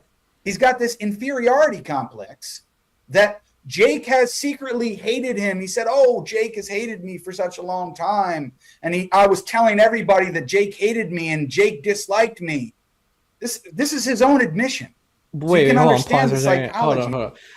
This is crazy. So whenever I see these converts to Islam, these, white guys or black guys people just convert to Islam, all of a sudden they, look at his hat. His hat says salam on it, peace on it. He's got a bookshelf full of books that he can't read. He normally is dressed in some Moroccan garb that is not his culture. Not like he might be married to a Moroccan woman or live in Morocco, but that's not his culture. It's not his heritage or whatever. So it's funny how he says an inferiority complex. Every single convert to Islam, I see the same thing. These guys all have identity crises. They all have that same exact thing. This guy, they all wish that they were Arabs. They all wish that they were Arabs. They all wish that they could be related to Muhammad and like have this kind of status of like, whatever type of life he used to live before. He's like, no, now I want to be one of these, one of these Muslims. And so like there was, I was watching, I think it was like a TikTok video or something like that. And this lady was like, this white lady was talking about like, I never experienced racism in my life until I became a Muslim. It's like, they want to be part of like some kind of, I think, who was it? That comedian that you said like being Chris a Rock. victim is, Yeah. what was that? Yeah. Chris Rock says we have a culture that's addicted to attention.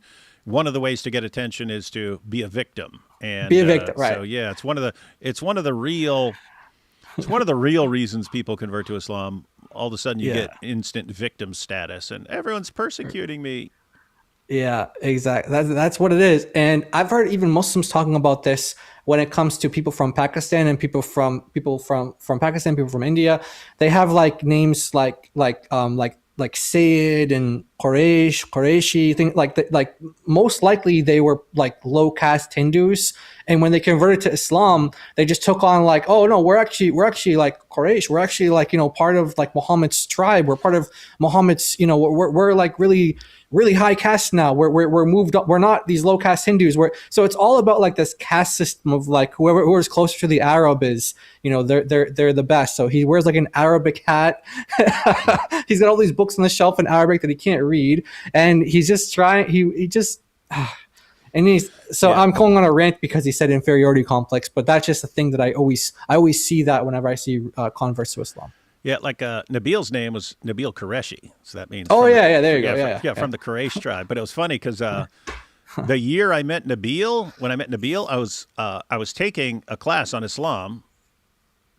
I was taking a class on Islam when I met Nabil, and the professor there, who's a Muslim professor, he was talking about how being connected to Muhammad in Islam became so important that like when people moved to a different area or something like that, and they would just change their names to something that made them connected to Muhammad. And I heard that in class, and I went and told Nabil, I was like, hey, Qureshi, man. Qureshi, so you're part of Muhammad's tribe. Come on, dude. You guys named yourselves that years later, blah, blah, blah, blah, blah, right? And he's like, no, we go back. And anyway, I'm like, come on, dude. You're all the way out there, India and Pakistan. What's more likely? You guys change your name to, or that Arabs moved out there and they're in your, they're in your family tree.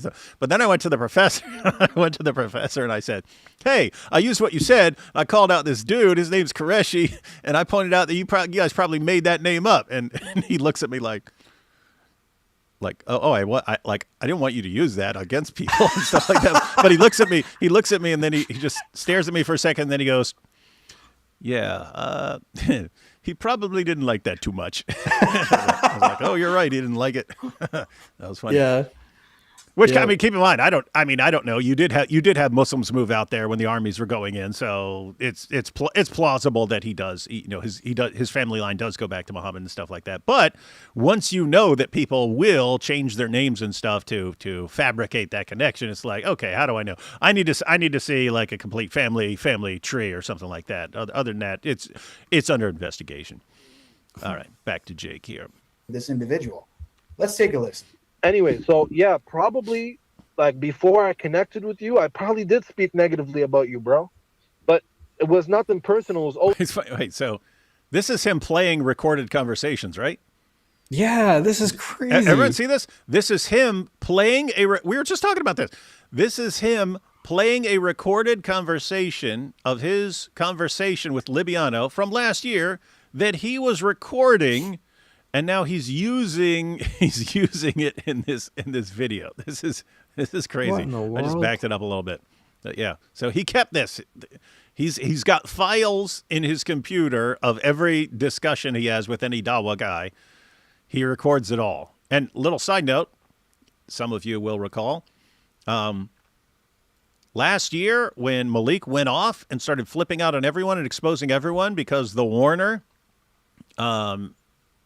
told someone that he thought Malik was Mossad, that was Jake. Jake is the one who told Malik, hey, Warner said you're Mossad. Malik didn't believe him. It's like, what? Why would he say something like that? And Jake's like, I got the recording. I got the recording. I recorded it. So this guy records everything you say to him on his phone so that he can play it for other people later on, or that he can, or so he can play it in his video. So here's what's crazy to me. If I were watching this, like as an outsider, and I'm like, okay, so Libiano screwed up in a debate. He said something wrong. He said something that's false. And now Jake is like, well, look at me. I'm recording every conversation I ever have with anyone so that I can use against you later. I'd be like, that seems way, way, way more screwed up than Libiano, even than Libiano 1 getting something wrong. That I have no problem with. The only problem I have is like him saying it so confidently, like, I schooled you, and having that kind of confidence in something that you're saying is completely complete nonsense. But then, even covering it up and, what I really said was no known author, blah, blah, blah, blah. Yeah, okay, even there you're being slimy, but this would be slimier, man. This is you, even when you're on friendly terms with people, recording them so that you can use it later. That's like more screwed up, dude. Now, Libiano, to be fair, probably does the exact same thing, but you guys, this is one screwed up community, man. Hey, Jai. How about that unity of the Ummah, man, make you want to convert to Islam for this brotherhood, this wonderful, amazing brotherhood where no one trusts anyone else because they all know these guys are all evil. So crazy, man. I wouldn't even trust this guy. I can't believe they call each other after they know this stuff. Like, how do you even trust the person you're talking to? Like, I wouldn't have a discussion. You would just have to assume like whatever I say to you, I have to be cool with like everybody in the world hearing it. That's what that's how you have to talk. Yeah, because if I'm not cool with everyone in the entire world in this discussion, he'll eventually play it for whoever I was talking about, and everybody that Jake hated me and Jake disliked me. This is his own admission, so you can understand the psychology of this individual. Let's take a listen. Here we go. Anyway, so yeah, probably like before I connected with you, I probably did speak negatively about you, bro. But it was nothing personal. It was always about Jake just made a judgment about me. He hates me with like, he's friends with this Fuad guy and they don't like me. Maybe I spoke like that about you, bro. No, but dude. And about the jealous stuff.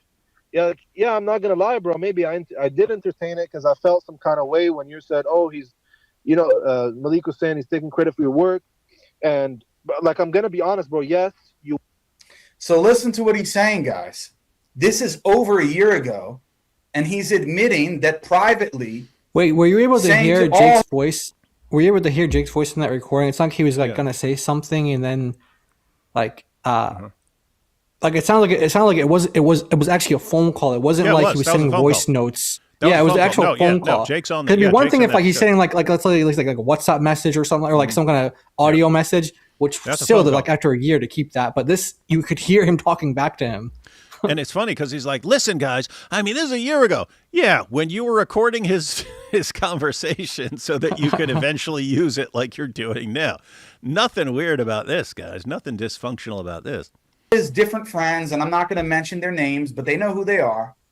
He was telling them, oh, Jake hates me. I don't believe Jake likes me. And I had never really spoken to him in a discussion at all or said anything bad about the guy publicly. It was always in his head. Jake hates me. Jake doesn't like me for this reason or that reason. It's in his head. And he admits that he was saying negative things. Maybe he's just it'd be weird to think, but maybe he's a better judge of character than you're aware of. I mean, I've never spoken to Jake. Well, actually, no, I spoke to him one time. He refused to have a conversation with me. But I'm sure he hates me. I'm sure he hates you. I'm sure he hates. Like, that'd be like the default. I would just assume Jake hates everybody. Like, just the default position. Like, you'd have to do something. Like, you'd have to be like his little puppy for him to actually like you. That's how I think he is. Like, the default position is he just doesn't like people. That's what I think. Yeah, and he always looks perpetually enraged at everyone he's talking Yeah. about. So, yeah. People, right? And then he says, and he brings up Malik. Now listen to this. And Malik knows that this is true too, right? Because he knows exactly what this is a part of. Yeah, Malik is definitely a totally reliable witness, so good bringing him up. Yeah. Yep. He had been speaking to Malik and saying, oh, basically, F this guy or F these guys, and I don't really know them or I don't really talk to them, people like me, which is partially true. I didn't really have much of a relationship with Liviano, neither negative or positive, and at least directly. But we'll see, he's been indirectly my student by his own admission. And he said, Jake is obsessed with that. I'm his teacher. I taught him something, so I'm his teacher. He needs to respect his teacher. Where have we heard that one before? and oh, well, Malik was basically, talking about this and saying that you were jealous and I was agreeing with him. So we see the psychology of this individual for whatever reason. Oh, we're seeing the psychology of multiple individuals here, Jake, just so you know. Yeah. And he admits that I didn't give him any reason to do so. He has had it in his head that I hate him, that I'm jealous of him, and all of these other things. Bro, I'm not jealous of you, never have been. You kind of seem jealous, dude. Right? Yep. And during that conversation... But it is also interesting, like he's talking about the psychology, it is also interesting, like, so here are these DAWAH guys that don't have any relationship with each other, but they just assume they don't like each other. And so this guy's getting success, he's getting popularity. This one doesn't think he likes him, he doesn't like him, but they don't actually talk to each other. Again, I'm trying to think about that in the Christian world. I know we're making, parallels to just narcissists in general, like across, religion, but but like I'm saying, like just in general in the Christian apologetics community or world, like I don't know of anyone like, let's say, who have I not talked to, but I watch, like, let's say, no, I don't know. Let's say there's some like up and coming person or whatever like that. I imagine like I just can't picture them thinking like, oh, I don't think David likes me, or I don't think Jai likes me, or I don't think Avery likes me. Like why like the fact that that's like the default in these guys' minds, like as DAWAH people who are up and coming, they're like, I don't think these guys like me. That just tells you a lot about the community. Like they because they all know, like Muhammad Hijab even said this. He said this in his rant where he's talking about this, and he said, you guys don't like to see people come up. You like to step on people. You like to bring people down. There's a reason why no one can get successful in the Muslim world. He said, in the DAWAH world, whatever. You guys are always trampling over each other. So that's kind of like a huge difference between like a huge contrast between the two worlds of Christianity and Islam. When it comes to DAWAH, when it comes to apologetics, that DAWAH, they always want to, it's like the lobsters it's like the lobsters, like, trying to tear each other down. Like they don't want that one to get out. Like, hey, if I can't get out, you can't get out either. They're just lobsters in a barrel kind of thing. And, or was crabs in whatever it was. And then, versus like in Christianity, we're trying to help each other out and trying to, praying for each other, hoping for each other to succeed. And like you said, like you want people to be as successful as God wants them to be. Like there's no like, oh, if this person gets too popular, then that means something negative about me or something. Like it's not about us. It's about the Lord Jesus. And for these guys, it's all about them though. It's all about them. Because it's a work-based religion, that's why. Much more of it, which I'm not going to play now. Yeah. You know that I'd never said anything of the sort. So I'm only responding this way now and playing this to show the context of what you said publicly here, to show your track record and your psychology of how you've been thinking about me, and you've been storing this up inside you, and you had an outburst now, public outburst. Again, I already mentioned this, but look at what he just said. See, I'm only bringing all this stuff up about this, resentment that was building last year when I was recording this call. I'm only pointing this out to show that psychologically what's going on with you is you've got this resentment. As soon as I post an innocent correction, polite correction, you flip out. So I'm getting to the bottom of this psychological, not in the suit sense, but psychologically. And it's like, dude, you're showing your psychology here. You're still butthurt, not in the Zoot sense, but you're still butthurt over what happened last year. You're waiting for an opportunity, and you knew that as soon as you posted a response, he's gonna run his mouth back, and that you could then, well, I've got the receipts that I recorded last year. If I was a fan of Jake, I'd still, like, I don't know why his fans aren't like, wait, you were recording everyone's calls and stuff, and you're still mad about that thing from a year ago, and now you're bringing it up, and oh, come on, dude. Weird. So I hope that people can see this. Oh, we can see it. But now, let's see really who has a reason to be jealous or not. I'm not saying he's jealous of me. I wouldn't make That's that exactly claim, what you're saying. right? That's exactly not what I'm you're saying. saying. I'm not saying he's jealous of me. But the reality is, I didn't gain anything from you, bro. Neither from friendship, Dean matters. That's why you're mad at him. You guys always think, oh, I will teach this person something, or this person's going to use something I gave him, and therefore now he's indebted to me and he has to pay me back. And I haven't gotten anything from you, and therefore I'm perpetually enraged. From argumentation, from This whole thing hanging about out like what has Libiano contributed to the DAWAH scene, I think what he's kind of getting at here. When Central DAWAH tried to sell his Discord Discord server, where he's like giving, notes from like Jews for Judaism, like a counter missionary Jewish website, or like Unitarians that are like websites or whatever, like he's basically just taking notes from all anti-Christian platforms, and he's putting it into a Discord server. And Libiano called him out on it. He's like, none of this is your knowledge. Like, you don't have anything. And at the time, Libiano was saying that he doesn't even have $20 worth of knowledge a month. He's like, do you think your knowledge, because I guess that's what it would cost for the Discord server, it was like $20 a month or something like that. He's like, do you really think your knowledge is worth $20 a month? That's just Libiano speaking to Central DAWAH. And Central, I don't think he responded, but then he said, I don't think mine is. So Libiano back then, when he was like, a little bit more honest about his abilities, he admitted that he doesn't even have any. Basically, what he's trying to say is he doesn't have anything to bring to the DAWAH world, anything that's unique to him. So what Jake is pointing out here is that, Libiano really doesn't have anything to offer. So he's like, why would I be jealous of you? Well, I can think of reasons why he'd be jealous of Libiano, not because of contributions to the DAWAH world, but because he has like followers, and he's got more success in the DAWAH world.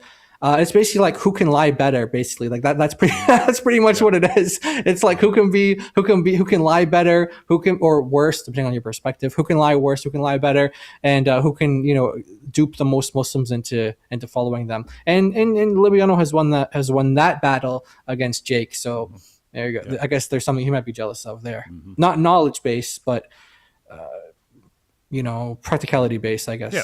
Libiano is just more popular than Jake. Yeah. Friends, nothing. I met you one time in Morocco. I was nice to you. I let you in my apartment. We did a live stream together, just kicking it, me, you, and John Fontaine. We went out to eat together. I believe that I paid for that. No problem. None of this. You see that? I believe I paid for that. See, you're more indebted to me. You owe me more. You owe me more reverence for all this. You owe me more respect and more reverence because of all this stuff I did for you.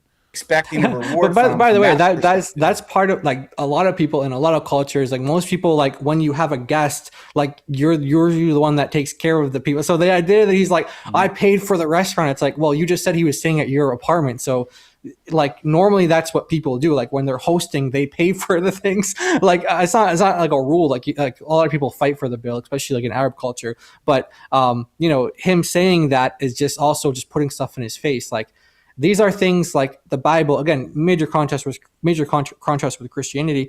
Don't let your left hand know what your right hand is doing. When you do good things for people, when you do good deeds, the Lord says, keep that secret, and God, your Father who sees you in secret, reward you openly. And so you don't like brag about what you've done or like things that you've done for people, because otherwise Jesus said, otherwise you have your reward. So if I do something good for you, and then I'm like, I go shout it because I'm trying to like look like this amazing, generous guy who's like very charitable or whatever. Well, there's my reward, but you just lost out on your heavenly reward or whatever God was going to bless you with if you didn't do that. So in Islam, they're like, fine with just bragging about things and just like, oh, I'm the one who did this, I'm the one who did that. It's like, I'm the good one. I'm the best one. Hey, Jai, remember when we went to Cheesecake Factory, man? Yeah. Yeah. Who paid for that? I remember who paid for that. Oh yeah. Don't forget that though. Don't forget that. And if you ever think, hey, I'm gonna correct this dude, you need to remember that, man. You need to remember You're that. gonna pull the receipt. Yeah, literal receipt. I keep every time I pay for anything for anyone, I keep it in a box so that I have the actual receipts, just in case. What is this? Jake probably would have. He probably like has it stored somewhere in case Libiano does it. Like, Dude, that would have been so funny. I got the receipt right here for when I bought you dinner, man. Huh? What? You didn't pay for anything? What? Yeah. Oh, now you're talking trash. In Morocco, I was nice to you. I let you in my apartment. We did a live stream together, just kicking it, me, you, and John Fontaine. We went out to eat together. I believe that I paid for that. No problem. None of this I'm expecting a reward from that perspective. You kind of are. But Sounds like you are. Everything was friendly when we met in person the one time. And besides that, we didn't have any. Oh yeah, by the way, side note, you know why the DAWAH guys go to Morocco, right? I was just thinking that. Why. I was like, we know why they go to DAWAH, because that came up in when they were in the UK, and these guys are like joking about why they go to Morocco. They go to Morocco. Literally, they were joking about it, and that's what Malik was exposing Warner for. Warner goes to Morocco for mutta marriages, and he marries a girl, does what he wants with her, and then takes off. And so yeah, we know what everyone does out there in Morocco. I had no idea that Moroccan woman had that reputation. I was like, but it's like every DAWAH guy is like, yeah, I went to Morocco, and like you said, they're literally joking about it. Like you have like an older guy, like an uncle kind of guy coming, and he's like saying, "Oh, I know what you guys are doing in Morocco. You guys are sleeping with women. That's what you guys are doing. You're in temporary marriages." And he's saying that this is kind of like, what do you call it? Dry snitching on Libiano and on John Fontaine as well, which is a very weird combination, Libiano and John Fontaine, because they have like enemy positions on the Islamic dilemma. Mm-hmm. They're like enemies when it comes to the Islamic dilemma, but they don't mind going to Morocco. When it comes to mutta, they're all on the same page. Put the differences aside. Nothing unites the Ummah like mutta in Morocco. Mutta in Morocco. Kind of disputes back and forth. But this same individual, Malik, and this needs to be clear, and Malik can verify all of this. Oh, good. Yeah, you definitely want Malik verifying all your stuff. When we're like, we're not sure who to believe. Oh, Malik said. Oh, okay. Now we know. Now we're all good. Now, okay, that settles it. The guy who says about Warner. All this about Warner. Wallahi, uqsam billah. And then like the next day, he's like, guys, I didn't mean any of that. And then he's mad at Warner the next time. Guys, I meant all of that. He made me lie for him. It's like, okay, all right, yeah, you're a great reliable source. All right, so guys, if anyone's wondering who to believe here, just keep in mind Jake has Malik in his corner here. That's good to know. Privately, and that's how this whole thing kicked off, have been buddy with Malik. To the point where you got Malik and I to actually fight with each other on TikTok because we both thought we were defending you and Warner, when meanwhile you were talking crap about Malik and I behind our backs, and I didn't even know who this Malik guy was at the time. I thought he was a nobody. I thought he was the one that was clout chasing. Well, sometimes your first impression is the correct one. And just trying to make a name for himself off of you and Warner, and I thought, okay, I'm kind of cool with Warner and Libiano, so I'm going to stick up for these guys. Then it comes to find out that actually you were best friends with Malik. You were buddy with him, telling him all your secrets that he then later exposed some of. What? You didn't tell Malik all the secrets, man. Oh, man. You should have told Jake all the secrets. Yeah, you should have told Jake all the secrets, man. That way he would have kept them all. He would have recorded them for you. Them publicly, right? And there's much more to that, which hasn't even been said. Uh-oh. Oh, wow, there's more. At this time, you guys would flip-flop back and forth. Oh, you would stop talking to Malik. Oh, we don't mess with him anymore, even though behind the scenes you were. Then you would keep coming back to him, back and forth like Aaliyah. And to the point where just recently, I find out that Warner is lying about me on a call with Malik, saying that I said something that I never actually said, and it comes back to me on a TikTok live, and I know that it's only coming from Warner. So the point to show this story, not to wield Warner. The point, the takeaway is how screwed up you guys are. Like you're basically saying you're all liars, you're all backstabbers. You all pretend to be friends while stabbing each other in the back behind the scenes, and you're all recording it and storing up dirt to attack each other when things don't work out. Great. It's funny. It's like he's trying to make this video going after Libiano and stuff, but he's like exposing the entire DAWAH scene, just exposing all of themselves. It's crazy. Into the whole thing. The point is, you guys have been buddy with Malik behind the scenes. You didn't want to display that publicly because of some of the things that he's been doing that you don't want to be associated with publicly, even though you privately support it. Okay. And yet you were attacking me behind the scenes, saying things to him that I'm jealous, that I'm this and that. This is all like baby stuff that I don't want to be a part of. But it's the reality, and I have to expose it because some people are saying, Brother Jake, why did Brother Libiano respond like that? I'm showing you now why, the backstory. I don't know. He had this inferiority complex, psychological thing that I was supposedly always hated him, and he felt bad about it, even though I never said anything like that to him or to other people about him. And he was the one saying that about me to other. And nevertheless, you were recording his conversations for future use. But yeah, you had no issue with anyone. People. And then I stuck up for him in front of people like Malik, got me and Malik to beef with each other. Meanwhile, it was you two who were snaking both of us, you and Warner. Oh my gosh. And you and Warner really don't like each other, as Malik is showing that in the messages. You guys don't really like each other. And that's what I'm sick of with this so-called DAWAH community. All of you guys are fake as hell. All of you guys are fake, except Jake. You're all fake, except Jake. Jake, who happens to be doing the exact same thing all the rest of you do, but you're all bad. He's fine with it. Textbook narcissism, guys. Textbook narcissism. I'm going to say it right now. Warner, you are fake. Libiano, you are fake. The only reason that Libiano might need to clip that ever associated with Warner was to try to get the Sneeko to go popular and go viral on some of his videos, to get hooked up with him so he can do debates with Cliff and whoever that other guy was, his son, which Malik is the one who got you that debate, right? Because he was managing for you and doing things for you behind the scenes, which you don't. Now he's defending Malik a lot, right? Yeah, he was just at war with Malik too. Now they're buddies. The alliance is just like form and unravel and then reform over and over again. Yeah, it's not gonna last with them either. I mean, it's just it's clockwork. So wait, I can't remember if it was. I might have said this before, but did I mention like the background to the Cliff and Stewart debate? How, that was with. Anyway, I don't remember if I said it on this channel or it was another channel, but basically, if I said it, you could just let me know if I'm repeating myself. But essentially, what happened with the Cliff and Stewart debate was that yes, Malik did set it up, but they did it set up deceptively because people had told Stewart before about Libiano, how he doxes people and he goes after people's wives, and what he did with Avery and Christina, and he said, "Okay, I'm not going to debate this guy." They had a debate scheduled before. I'm not going to debate him.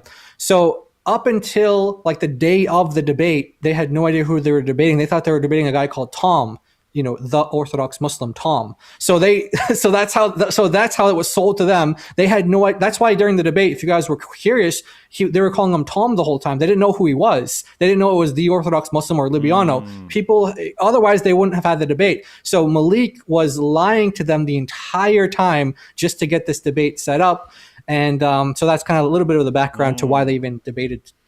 And Matt, like you can't even use your actual name to set anything up because people want nothing to do with you because you're a liar and a doxer. This is creepy. Yeah. Oh, take a couple super chats real quick, man. David, this is from Coco.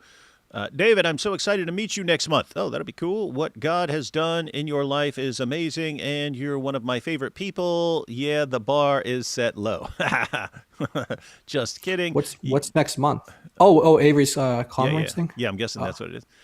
You also, because I'm at a couple things next month, but I'm assuming that's what it is. You also a great friend. You'll do whatever you have to help your friends. See you soon. All right, cool. Well, let me know. Let me know this was you when I see you. Was about Jake getting. Oh, this as far as the super chat before we started was about Jake getting bench warmers in his 1v10. Yeah, I clicked on that just to see who was involved. I didn't see anyone I recognized except Jake. So that was interesting. So Sheikh Uthman had his, and it's almost everyone we know. Yeah. And then they did one with Jake, and it was people I have no clue who they were. Now, I have no idea what kind of job they did, but I didn't see anyone I recognized. Poor Jake. I just saw the crash out between him and the moderator. That's the only thing I saw. Yeah, I heard about that because he was whining about it right after it happened. Poor Jake always looks like he just ate a lemon. Yeah, I said that, like offering some helpful advice like last year. I'm like, dude, you look perpetually enraged no matter what you're talking about, dude. It would help to, come across as friendly every once in a while. I was there in Cleveland. Jake's career should have ended there. The personal attacks that made no sense, and saying D Wood is jealous of Islamic heaven. I know, that was some weird, creepy stuff. Awaiting the new movie in September, Run, Hide, Fight Infidels by Shapiro. Expecting the left to curl up into a giant ball of rage, maybe spontaneously combust. Hi, David, Jai, and Issa. God bless you guys. Yeah, I'll check the reviews first, and I don't mean the reviews on like Rotten Tomatoes, because you'll have a bunch of people who are just gonna I'll judge a movie based on whether it's a good movie. It could be a movie that I completely disagree with the message. I can still say that was a good movie. I disagree with the message, but it was a good movie. Likewise, someone can make a crap movie, and I agree with the message, and okay, it's a crap movie. So anyway, I'll have to. The point is, I'll listen to people that I kind of trust as far as their movie reviewing skills. What's it say on Jake's cap? Make Allah great again? It says salam, which means peace. I asked ChatGPT who best critics of Islam are, and you were one of the tops. Then I asked about Muslims, and hijab was the first one. Not going to lie, I laughed. Hope all you're having a blessed day. What are the top 5 books for Christian evangelism and apologetics for beginners? Right now, I would say I would recommend 2 books by Greg Kokel, Tactics, and what's the other one called? Oh, isn't it like a continuation or something, or it's a related he takes the Street Smarts. Street Smarts.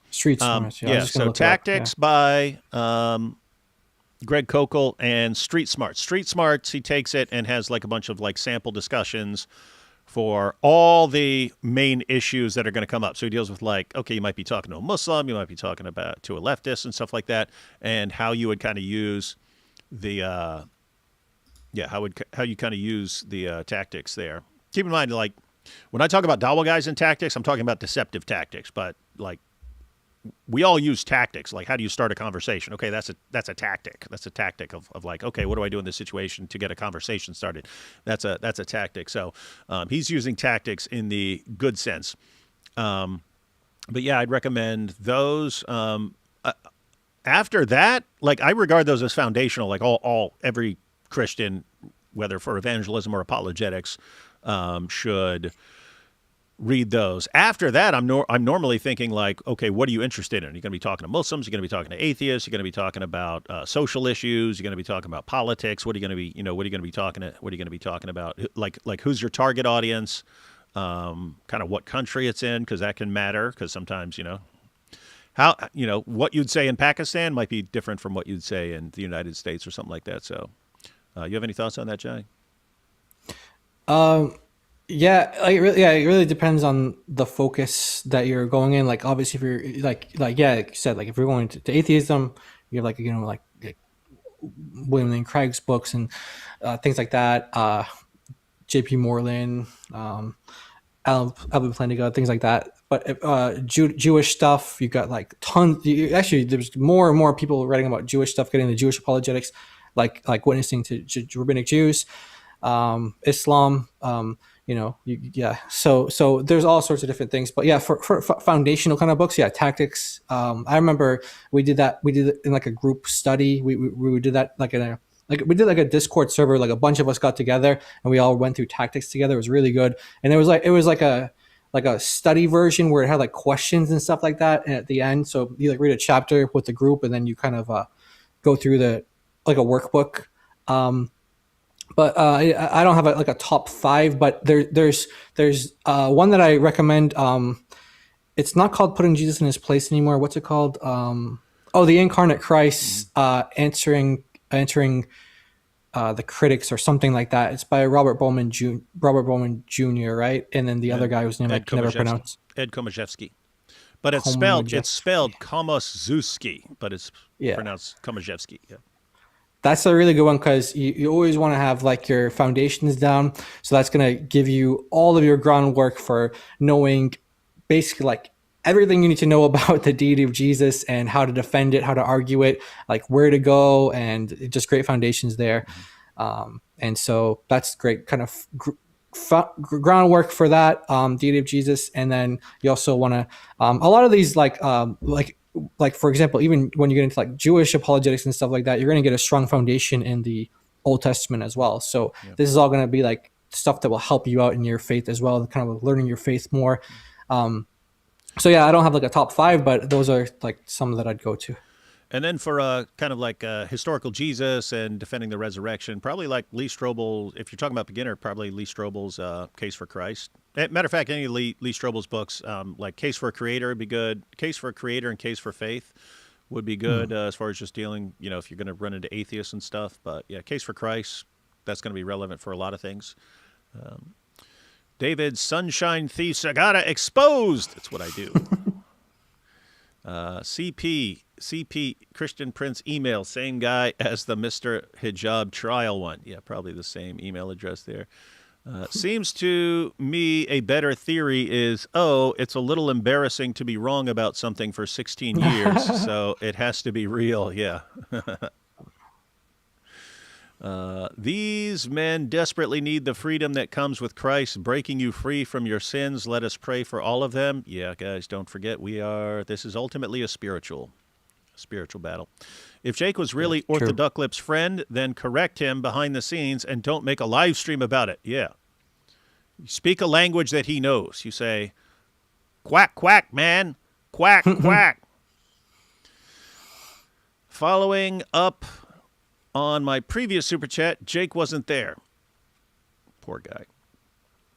Ladder, glue in angle 2 wall for folks with OCD. All right, I'll remember that. And who's got a better hat, Jay or Jake? Do you mean Jai? Oh, I was thinking like, does Jay Dyer wear hats? I don't even know. Yeah, I don't know. I don't remember.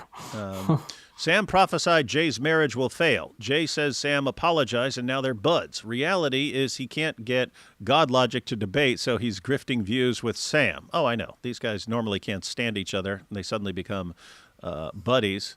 And it's like, dude, this isn't like I just said something mean. I prophesied. Sam prophesied that his marriage would fall apart. He made the prophet. He even said it. I'm going to prophesy right now. And you know, okay, and then okay, I was just mad. Okay, then you're a false prophet? Like you're making up prophecies when you get mad at someone and then you prophesy God's judgment on them, and then later on, oh yeah, I was just mad. Wait, so when you're mad, you make up fake prophecies? That's pretty screwed up. What do you say? You know who else prophesies now? Malik. Oh yeah, Malik prophesies now. Yeah, guys, I prophesize this is gonna happen. Oh, he's copying he's Sam taking too. all those language. Yeah. Well, they supposedly talk for hours at a time and stuff. Let's see. Getting tired of hearing about the Christian Prince letter beef. Yeah, I mean, as soon as I said, "Hey, not my email, never sent it, never saw it until now," you'd think that's the end. No, because he can't just say, "Okay, I screwed up." It's the same thing, right? It's the same thing with like Liviano. You can't just say, "Hey, I screwed up." If this wasn't DAWAH, I would call this a response driven out of intellectual integrity. Sorry, Jake, not sorry. But it's DAWAH. As someone who was for years in the deeper parts of internet communities, this is a millennial thing too. Normies, well-adjusted people, don't think in layers of saving clips or recording. Discord culture is an outgrowth. Pretty creepy. Oh, interesting. Why is the main point of the video why you made the video? Sub to Elijah Johnson Apologetics. Yeah, we're gonna get Elijah on with us here in the very near future. With DAWAH snitching, you can't say it was not in the Zoot sense. Yeah, you don't know. It could be in the Zoot sense. The hypocrisy is through the roof. It always is with DAWAH. A perfect example is I used to do this all the time with people years ago. Record Skype and TeamSpeak, screenshot messages, follow people's reputation across sites' usernames, or look for addresses. It's the same gross behavior. Whoa. That is screwed up. Wow. Good you're confessing. Hope you're not still like that. It's really disturbing to say, but at least Islam gives them theological justification. Internet people, like how I was, do it simply just because, for simple human cruelty, which just goes to show how evil Islam is. That's interesting. DAWAH Wars 2. DAWAH Wars 2, Al Zut Boogaloo. They're referring, this is before your time. This is before your time, Jai, but there was a break into. The only thing bigger than the Al Zut are their egos. Jai is right, and it's why Central DAWAH cried. He does cry a lot. We live. Oh yeah, because he couldn't fit in. Remember, he's like, "I'm trying to be an Arab. I want to be an Arab," and he's like, "They won't accept me because I'm not an Arab." Poor guy. We live in Christian high-trust societies. Yeah, that's a good point, too. We live in Christian high-trust societies. These guys live in a no-trust society. No wonder they're all so angry and bitch about each other constantly. That's what they do. In Seinfeld, there was a dentist who converted to Judaism for the victim status, and to make anti-Semitic jokes, he would have to convert to Islam today. Yeah, matter of fact, that was I think that was Bryan Cranston from Breaking Bad. I think he was the dentist who converted to Judaism and then instantly starts making all these jokes about Jews. And Seinfeld's like, you just converted. It's like, Jerry, our people use humor to deal with the tragedies against our people. It's like, dude, you just converted 5 seconds ago and he was already like a victim. Can we debate the one true Churchill? Yeah. Jai will get this one. In true British fashion, the DAWAH guys are truly baked beans on severely burnt toasted bread.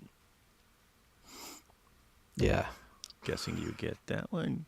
I know they ate baked beans for breakfast there. That was a culture shock.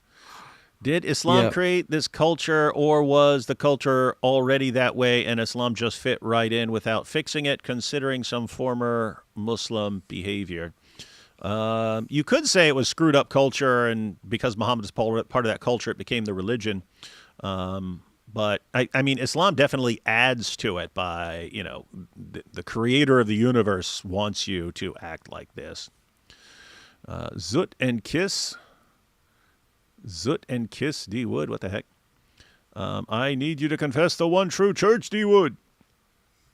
Muslims will support an Arab over a revert like Jake. They use reverts for new arguments and treat them like mascots, then discard them. Yeah, that's pretty much correct.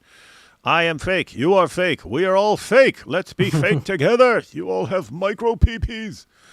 Rank the following from most wimpy to least wimpy. Ali DAWAH, Jr., Malik, and Mike Winger. Most wimpy to least wimpy. So who's the most wimpy? Mike Winger. Mike Winger's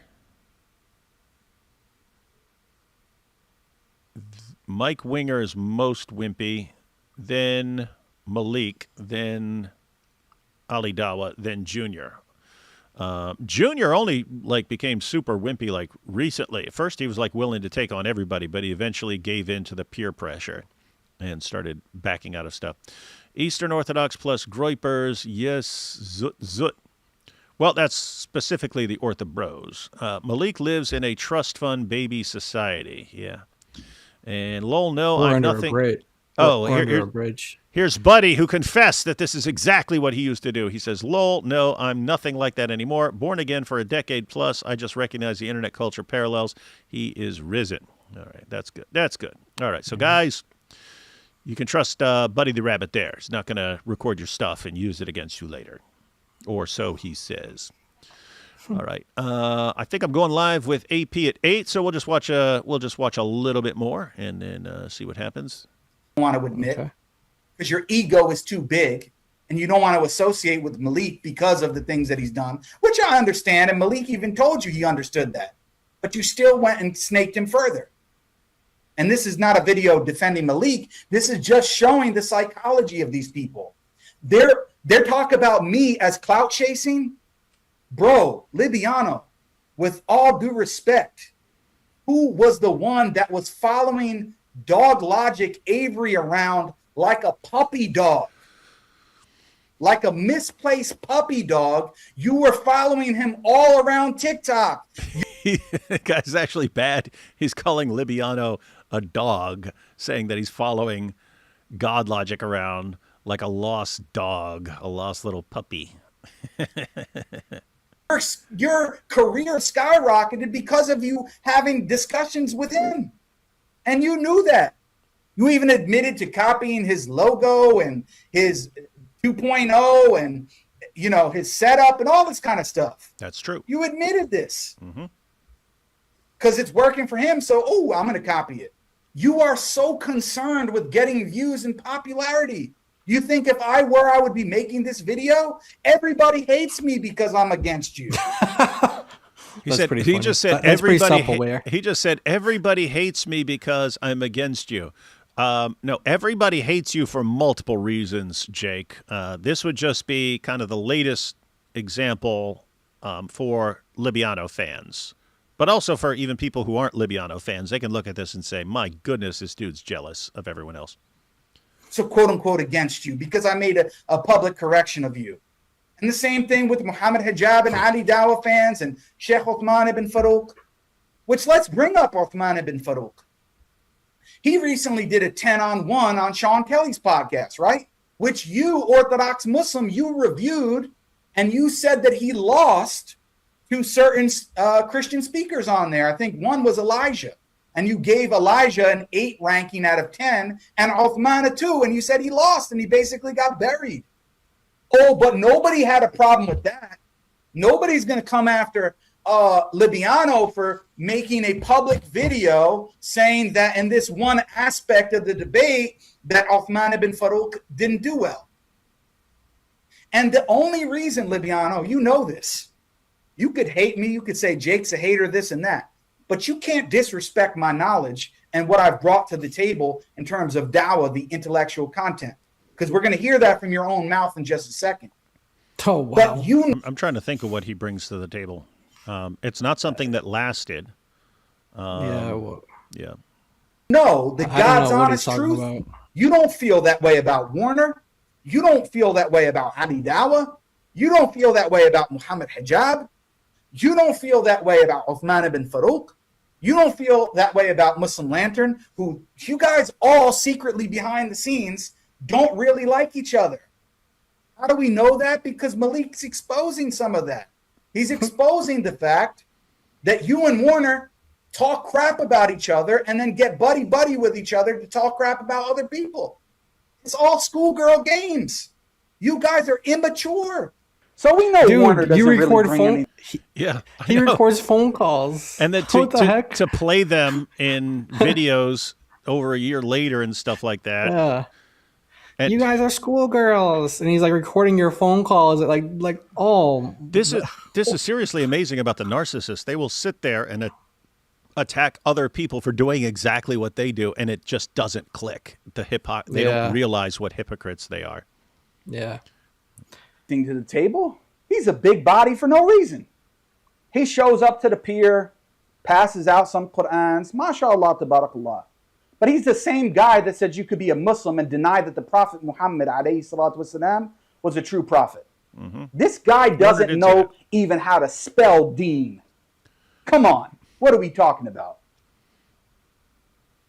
So Libiano, he had... Well, they call him the Warner, not the speller. So, and That's true. And probably shouldn't be insulting someone from a religion that glorifies being illiterate for not being able to spell a word.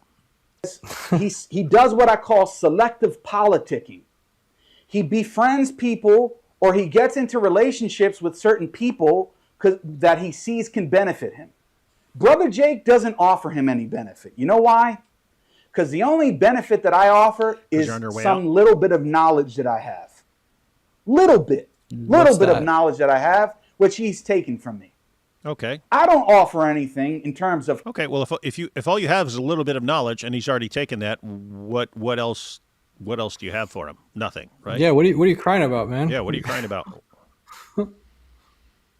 You had something, he took it. Now what? Clout, platforming, getting views and all that, because of the fact that I've taken strong public stances on some of these other popular figures who I used to be friends with. Uthman ibn Farouk, he invited me to his conference to speak, to give lectures on Zionism. And then after that, right, we had a sort of falling out for other reasons. I didn't ask him for anything. I didn't ask Muhammad Hijab for anything. I trained him for his debate with William Lane Craig. Ali Dawah, the same thing. I have, and this is the thing that people don't... Wait, so Jake, you trained him for his famous, if you have one fire, one candle and two candles, then it would be an even bigger flame. You trained him for that one? Yeah, I wouldn't be bragging about that. Because that was like one of the stupidest things any of us had ever heard, and showed that you didn't even know what you were talking about. But anyway. No. I was training these guys 6-7 years ago. I still have private videos where they were sitting in my private class. Of course, all of them. I have the tapes. I have the recordings. I got the phone calls. Yes, I have the text I've got messages. the receipts to show that I'm really important, guys. Don't ignore me. I'm super important. Twist and turn now, because you've already said enough positive things about me that you can't say, oh, Jake is an idiot, he's stupid, he doesn't know what he's talking about. Nah. You could try to say I'm egotistic. You could make accusations about my personality. But in terms of the knowledge which I got fed to you guys, no. Now, Orthodox Muslim, I wish you would just stand on it and be a real man. Just come out and say, yeah, you don't really mess with these guys. You don't really respect their knowledge or their dawah. They haven't really done that much intellectual contributions to the game, so to speak. But you won't do that because you still want to use them for things. But Warner is the same one who, in the message to Malik, and I'm saying this publicly because he already made it public, said that you were begging to go and talk to Neon. Of course he was begging to go talk to Neon. Neon's like, I don't know if he's like the top or he's like definitely like top 5 of these like IRL streamers. He goes around to like, you know, concerts and talks to like celebrities. Claims to be he won't eat pork. He won't eat pork. But he's at the club with he's at every club with girls grinding on him all day and stuff. Yeah, he gets like 40,000 live viewers a stream. So Libiano's like, let me talk to this guy. Let me tell him about Islam, because he's like, you know, he's like a Indian Muslim born into a Muslim family or whatever. He doesn't really take, like I said, doesn't take Islam seriously, and he like has like gambling deals and stuff like that. So he doesn't take Islam seriously. But yeah, so that's Neon. That's Neon. This streamer who does a whole bunch of foolishness. Now you're denying that, but that shows that you and Warner are not in accord. Warner was calling you a bum, essentially. Was calling you a brokey. You're a brokey with no money. And you're begging to talk to these different people. So you and Warner talk crap about each other to Malik behind each other's backs. You don't really like each other, but you just use each other for your own situations when you want. Sounds like Muhammad. But that's the entire Dawa community, right? You all use each other when you need something, but behind the scenes you're talking trash about each other, attacking each other. But then someone's constantly recording all the trash talking, and then they'll play it for the person he was talking trash about to cause division. Why? In order to get people to rally around him and not the other guy. And dude, Jake, you're part of this, dude. You're part of this dysfunctional community, man. And there's much more I could say about this that is from the private. I have the recordings. But I could say it because I got the receipts. I'm just dealing with public right now. But you guys are phony. Complete phonies. Libiano doesn't like these people. He doesn't really mess with them. He only likes yes men in his camp. And JB, I'm not one of them. I'm a lot of things, but I'm not a yes man. He's correct. JB. He should have went by JB instead of the Muslim division. Yeah. He is right here. He doesn't just automatically go with the rest of the Dawa scene. He'll call them all out, mainly to boost himself up by comparison. But to be fair. Now let's go back to the video. Oh my goodness, Mr. Libiano, because if you think I'm jealous of you, then why were you the same guy who came to my apartment and then went back to Malik and say, "Oh, I want everything that Jake has. I want to go and make hijrah. I want to go and live in Morocco. I want to go and have my own apartment. I want to be chilling. I want to do this and make this dawah." That's what you were saying. You wanted to be like me, son. Like Jake. If I could be like Jake. I want to be like Jake. If we could be like Jake. That's so he's actually claiming that Libiano's going around, "I want to live the life.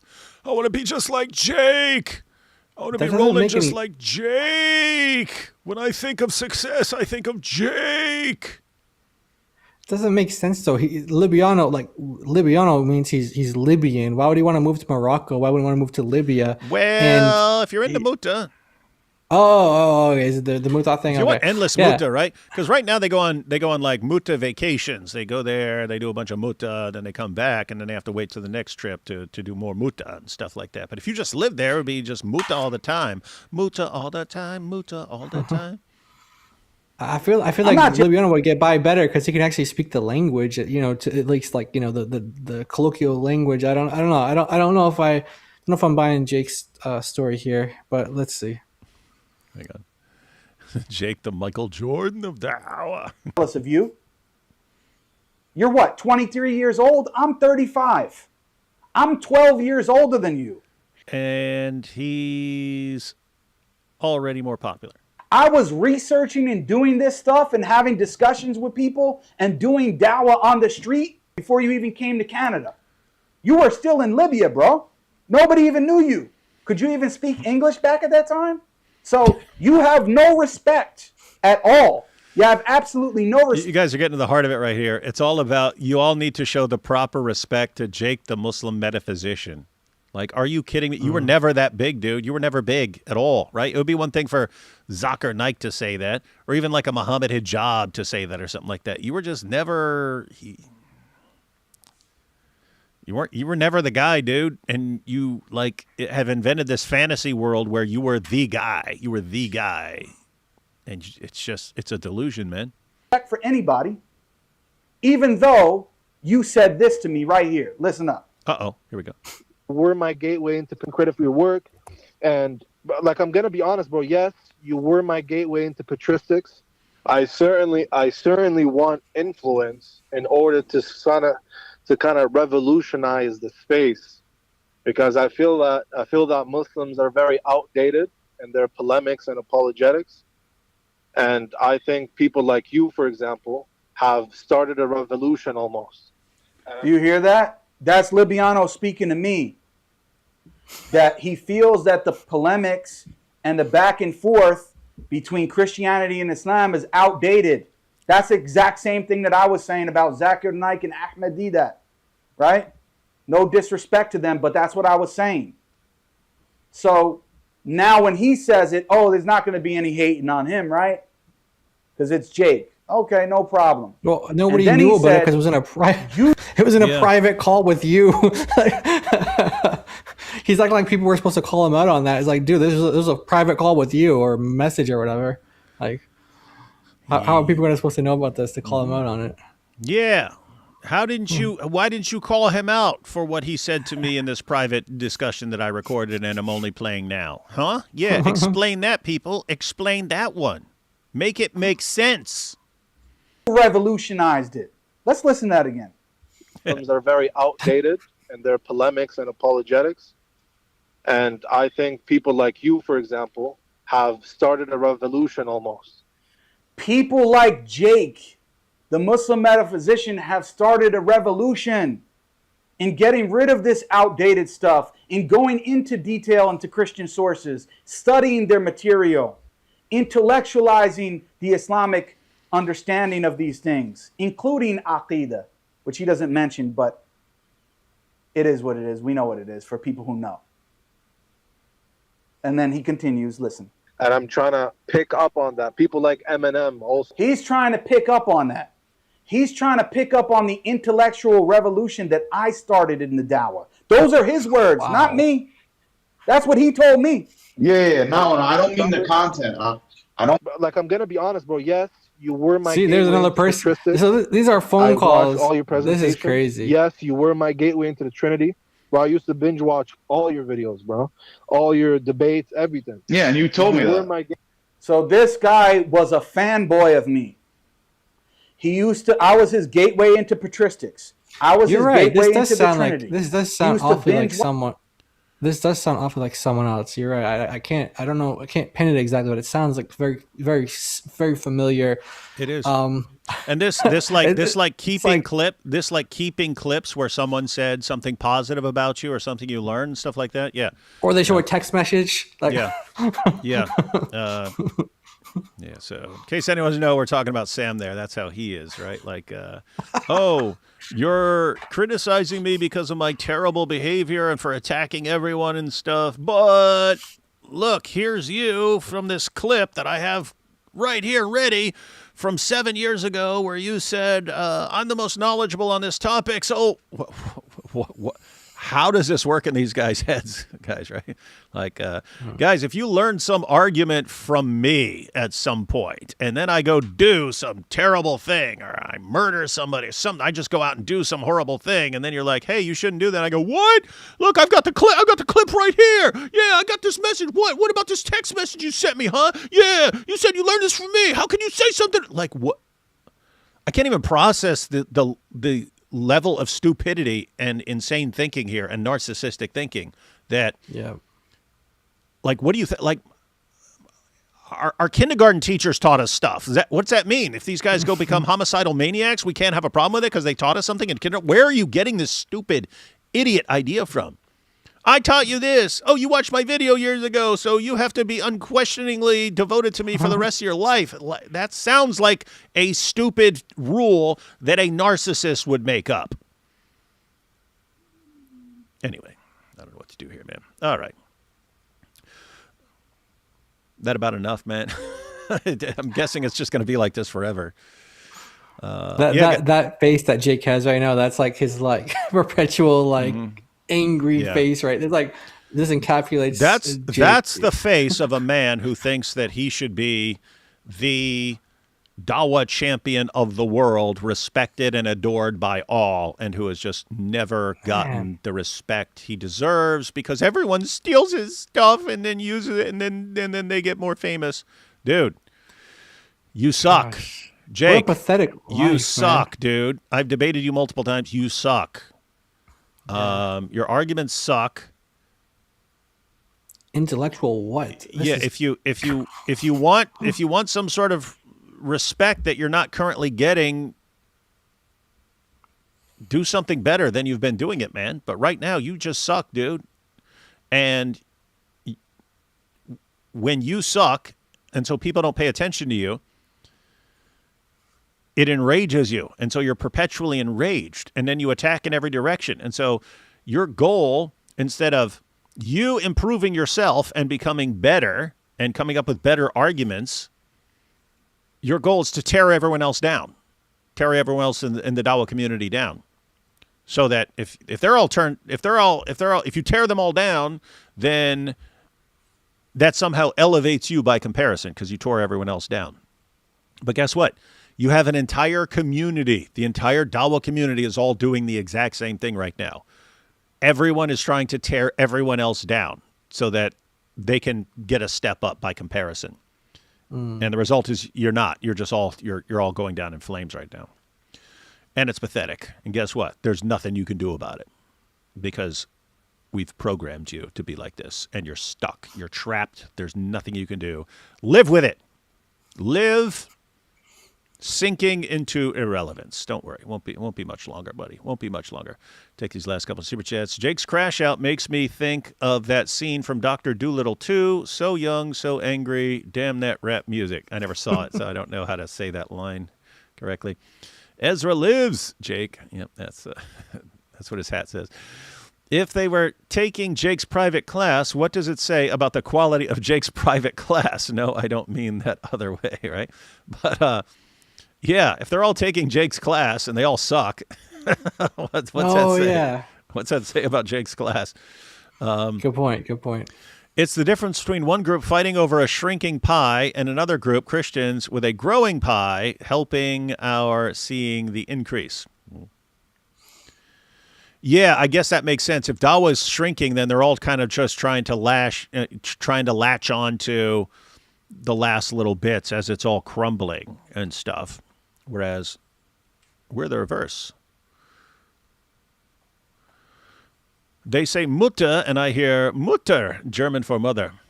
Ja, Mutti. And I think, how sick is this cult? In comparison, I find Mo's Al-Zut encounter less disturbing. If you are that guy, why didn't you solve the Islamic dilemma? That's what's funny. He keeps doing the debates thinking that he's going to show that he's the guy, and it just never, ever works out for him. Lol, that woe from Jai at my supers was like a knife in the conscience. This is Buddy the Rabbit. Was talking about how... I'll tell you why. It's because I know... Okay, so when you were describing that, I had a friend some years ago, and their brother was playing like some game, and they were like in this Discord server, and basically the brother like beat this person, like random person in the game, and I don't know what happened after that, but they became like this guy that he beat in the game, and they were like on the Discord server, he like called up this person's mother and was saying like he's like in the hospital or something like that. Like he troll, like I guess they call it trolling, but that's like crazy. That's like crazy level trolling. Like you made this lady think her son's in the hospital or something like that, and it's just because he got beaten in a video game, and he was like trash talking in a Discord server. So when you said that, like, you know, you used to like take screenshots and recordings and like, you know, do that whole harassing thing. It's like I remember the situation where I knew of this person who that happened to, and so I was like, whoa, yeah, that's really like a lifestyle that some people live. So, but yeah, like we're all, like you said, 1 Corinthians 6:11, like such were some of you. So yeah, it's not holding it against you now. You know, it's all behind you, and it's too late. We want nothing to do with you, Buddy the Rabbit. If that's how you were, you're stuck like that forever. There is no change. You are anathema. Jake is mad that Ducklips is stealing his sunshine. He should hire a Pakistani to write a stern email. Yes, that would be funny. Listen here, Ducklips. You are stealing my sunshine. We don't want competition with you. That would be funny. What's crazy is neither one of those guys would fall for it. Although I don't know, because other people fall for those kinds of things. Then we have I learned the Islamic dilemma from David Wood. Yes, triggered Christian. Now, no matter what I do, even if you see me in person and I just repeatedly slap you on your face and spit on you, you must have nothing but respect towards me because I taught you this argument. Y'all got it? Hey, guys. All right. I'm in a weird situation right here because AP said we're going live at 8, but a live stream has not been set up. Sometimes he just says it's a live Hangout it's, or something it's like set that? up. Oh, it's set up now? Yeah. Yeah. Okay. It says you're live in 5 minutes. Okay, guys. So now you have. Did he give a topic? Wait, I just exited out of it. This is why. This is why we must oppose and expose Islam. Okay. All right, guys, I'm going to give you two options because someone just pointed out that Eric Hernandez is live. He's debating an atheist. He's debating an atheist right now. So if you want to watch a debate with between a Christian and an atheist, I'm putting the link here in the description box right there. I mean, not in the description, in the chat. I put the link in the chat. That's a link to Eric Hernandez. He's live debating an atheist right now. Just basically whatever you're interested in most right now. I'm about to go live with AP here in a couple minutes. And if you'd rather watch an atheist debate, you can click on that. All right, guys. I guess that's about as much Dawa drama as we can take for one day. Any closing thought there, Jai?